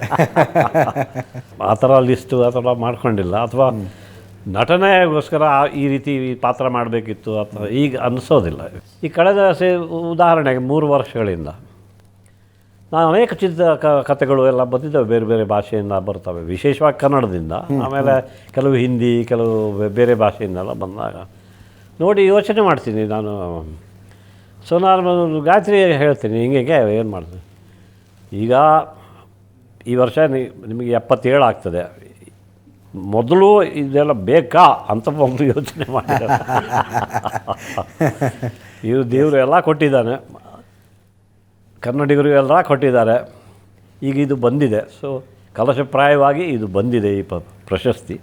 ಅದಕ್ಕೆ ನಾನೇ 1-2 ಸಲ ಈಗ ಅವರು ಹಂಗೆ ಹೇಳಿದ ಮೇಲೆ 4 ಸಲ 5 ಸಲ ಯೋಚನೆ ಮಾಡ್ತೀನಿ. ಹಾಗಾಗಿ ಅಂಥ ಏನು ಇನ್ನೂ ಮಾಡಬೇಕು, ಬೇರೆಯವರು ಇದ್ದಾರೆ, ಬೇರೆಯವರು ಮಾಡಿ ಬದುಕು ಇಲ್ಲಿ ತನಕ ನಾನು ಕರ್ಕೊಂಡು ಬಂದಿದ್ದೆ, ಮುಂದೆ ಎಲ್ಲಿ ಕರ್ಕೊಂಡು ಹೋಗುತ್ತೋ ಹೋಗಲಿ. ನಂದು ಅಂತ ಒಂದು ಅಂದರೆ ಇಂಥದ್ದೊಂದು ಪಾತ್ರ ಮಾಡಬೇಕು, ಇಂಥದ್ದೊಂದು ಸಿನಿಮಾ ಆ ಥರದ್ದು. ಆವಾಗ ನಾನು ಹೇಳಿದ್ನಲ್ಲ, ಏನೋ ಒಂದು ನಟನಾಗಬೇಕು ಅಂತ ಒಂದು ರೀತಿ. ಇನ್ನು ಸೆ ಬ್ಯಾಂಕಲ್ಲಿ ಕೆಲಸ ಇತ್ತು, ನಾಟಕಗಳಲ್ಲಿ ಮಾಡಿಸ್ತಿದ್ದೆ, ಸಿನಿಮಾ ಬಂದಾಗಲೂ ಕೂಡ ಆ ವಯಸ್ಸಿನಲ್ಲಿ 25, 23, 25ರಲ್ಲಿ ಏನೋ ಸಾಧಿಸಬೇಕು ಅಂತ ಇರ್ತದೆ. ಅದಾದಮೇಲೆ ಜೀವನವೇ ಈಗ ನಾವು ರಾಜಕಾರಣಕ್ಕೆ ಬರ್ತೀನಿ ಅಂತಲೂ ನಾನು ಪ್ಲ್ಯಾನ್ ಮಾಡ್ಕೊಂಡಿದ್ದಿಲ್ಲ, ಅಥವಾ ಸಿನಿಮಾಗೆ ಬರ್ತೀನಿ ಅಂತಲೂ ಕೂಡ ಯಾರು ಮಾಡಿರಲಿಲ್ಲ. ಹಾಗಾಗಿ ಕೆಲವು ನಮ್ಮ ಕೈಯಲ್ಲಿ ಇರೋದೇ ಇಲ್ಲ. ಅದಕ್ಕಾಗಿ ಯೋಚನೆ ಮಾಡೋದು ಅದು ಪ್ರಯೋಜನವಿಲ್ಲ. ಆ ರೀತಿ ಅನ್ರಿಯಲಿಸ್ಟಿಕ್ ನಾನು ಯಾವತ್ತೂ ಇಟ್ಕೊಂಡೇ ಇಲ್ಲ. Thank you so much. ಇಷ್ಟೊತ್ತು ನಮ್ಮ ಜೊತೆ ಈ ಸಮಯವನ್ನು ಕಳೆದಿದ್ದಕ್ಕೆ ಮತ್ತೊಮ್ಮೆ ಅಭಿನಂದನೆಗಳು ರಾಜ್ಯದ ಪರವಾಗಿ. ಆಡಿದ್ದನ್ ಆಹಾ ಶಂಕರ ಆಡಿದ್ದನ ಗುಂಡಯ್ಯ ನಂದೀಶ್ವರ. ದಶಭುಜ ಮಂದಿತ್ತಟಕಂಪ ಸರಿಸಿ ಎಸವಕರಂಗಳ ನೆತ್ತಲು ನೇಮಿಸಿ ಒಂದು ಪದಂ ಪಾತಾಳವನೊತ್ತಲ್ ಒಂದು ಪದಂ ಬ್ರಹ್ಮಾಂಡವನೆತ್ತಲ್ ಜಡೆಗಳು ಬೆಂಬಿಳಿ ಬಿಳಿದಾಡುತ್ತೆ ಮುಡೆಯುಳ್ತುರ ನದಿ ತುಳುಕಾಡುತ್ತೆ ಕಡು ಚೆಲ್ವಳಗಂ ತಣಿದಾಡುತ್ತೆ ಕಡು ಚೆಲ್ವಳಗಂ ತಣಿದಾಡುತ್ತೆ ಆಡಿದನ್ ನಾಡಿದ್ದನ್ ಆಹಾ ಶಂಕರ. ಕುಣಿಯುತ್ತೆ ಕೊರಲೆತ್ತುತ್ತೆ ನೊರೆ ತೂಗುತ್ತೆ ತೊನೆಯುತ್ತೆ ತೂಗಾಡುತ್ತೆ ಸುಖಿಯಾಗುತ್ತೆ ಕೊಂಕುತೆ ಬಿಂಕುತೆ ಹಾರೈಸುತ್ತಂ ಬಿಂಕವ ಬೆತ್ತಲ ಚಂದಾಡುತ್ತಂ ಅಡುವ ಗುಂಡಯ್ಯನ ಹೊಸ ನೃತ್ಯಂ ನುಡುವ ಶಿವನಂ ಮುಟ್ಟಿತು ಸತ್ಯಂ. ಇಳೆಯಲಿ ಎಲ್ಲೋರ್ಗಾಡುವು ನೆನತು ಇಳೆಯಲಿ ಎಲ್ಲೋರ್ಗಾಡುವು ನೆನತು ಆಡಿದ್ದನ್ ಆಡಿದ್ದನ್ ಆಹಾ ಶಂಕರ.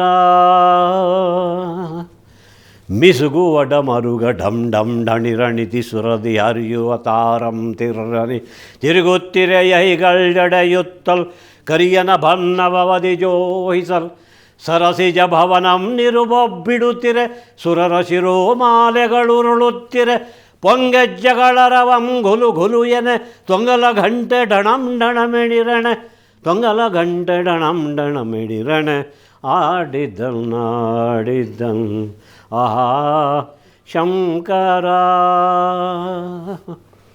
ಸಂಖ್ಯೆಯಿಲ್ಲದ ಭಾಗ್ಯವ ಕೊಟ್ಟು ಕಂಕಣ ಕೈಯ ತಿರಿಮುತ ಬಾರೆ ಕುಂಕುಮಾಂಕಿತೆ ಪಂಕಜಲೋಚನೆ ವೆಂಕಟರಮಣನ ಬಿಂಕದ ರಾಣಿ ಭಾಗ್ಯದ ಲಕ್ಷ್ಮೀ ಬಾರಮ್ಮ ನಮ್ಮಮ್ಮ ನೀ ಭಾಗ್ಯದ ಲಕ್ಷ್ಮೀ ಬಾರಮ್ಮ ಲಕ್ಷ್ಮೀ ಬಾರಮ್ಮ ಬಾರಮ್ಮ ಬಾರಮ್ಮ ಭಾಗ್ಯದ ಲಕ್ಷ್ಮೀ ಬಾರಮ್ಮ.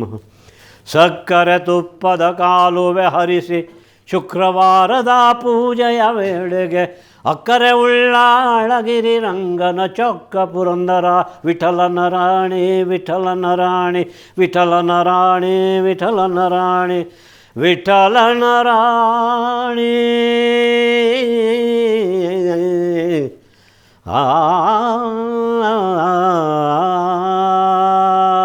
ಭಾಗ್ಯದ ಲಕ್ಷ್ಮೀ ಬಾರು.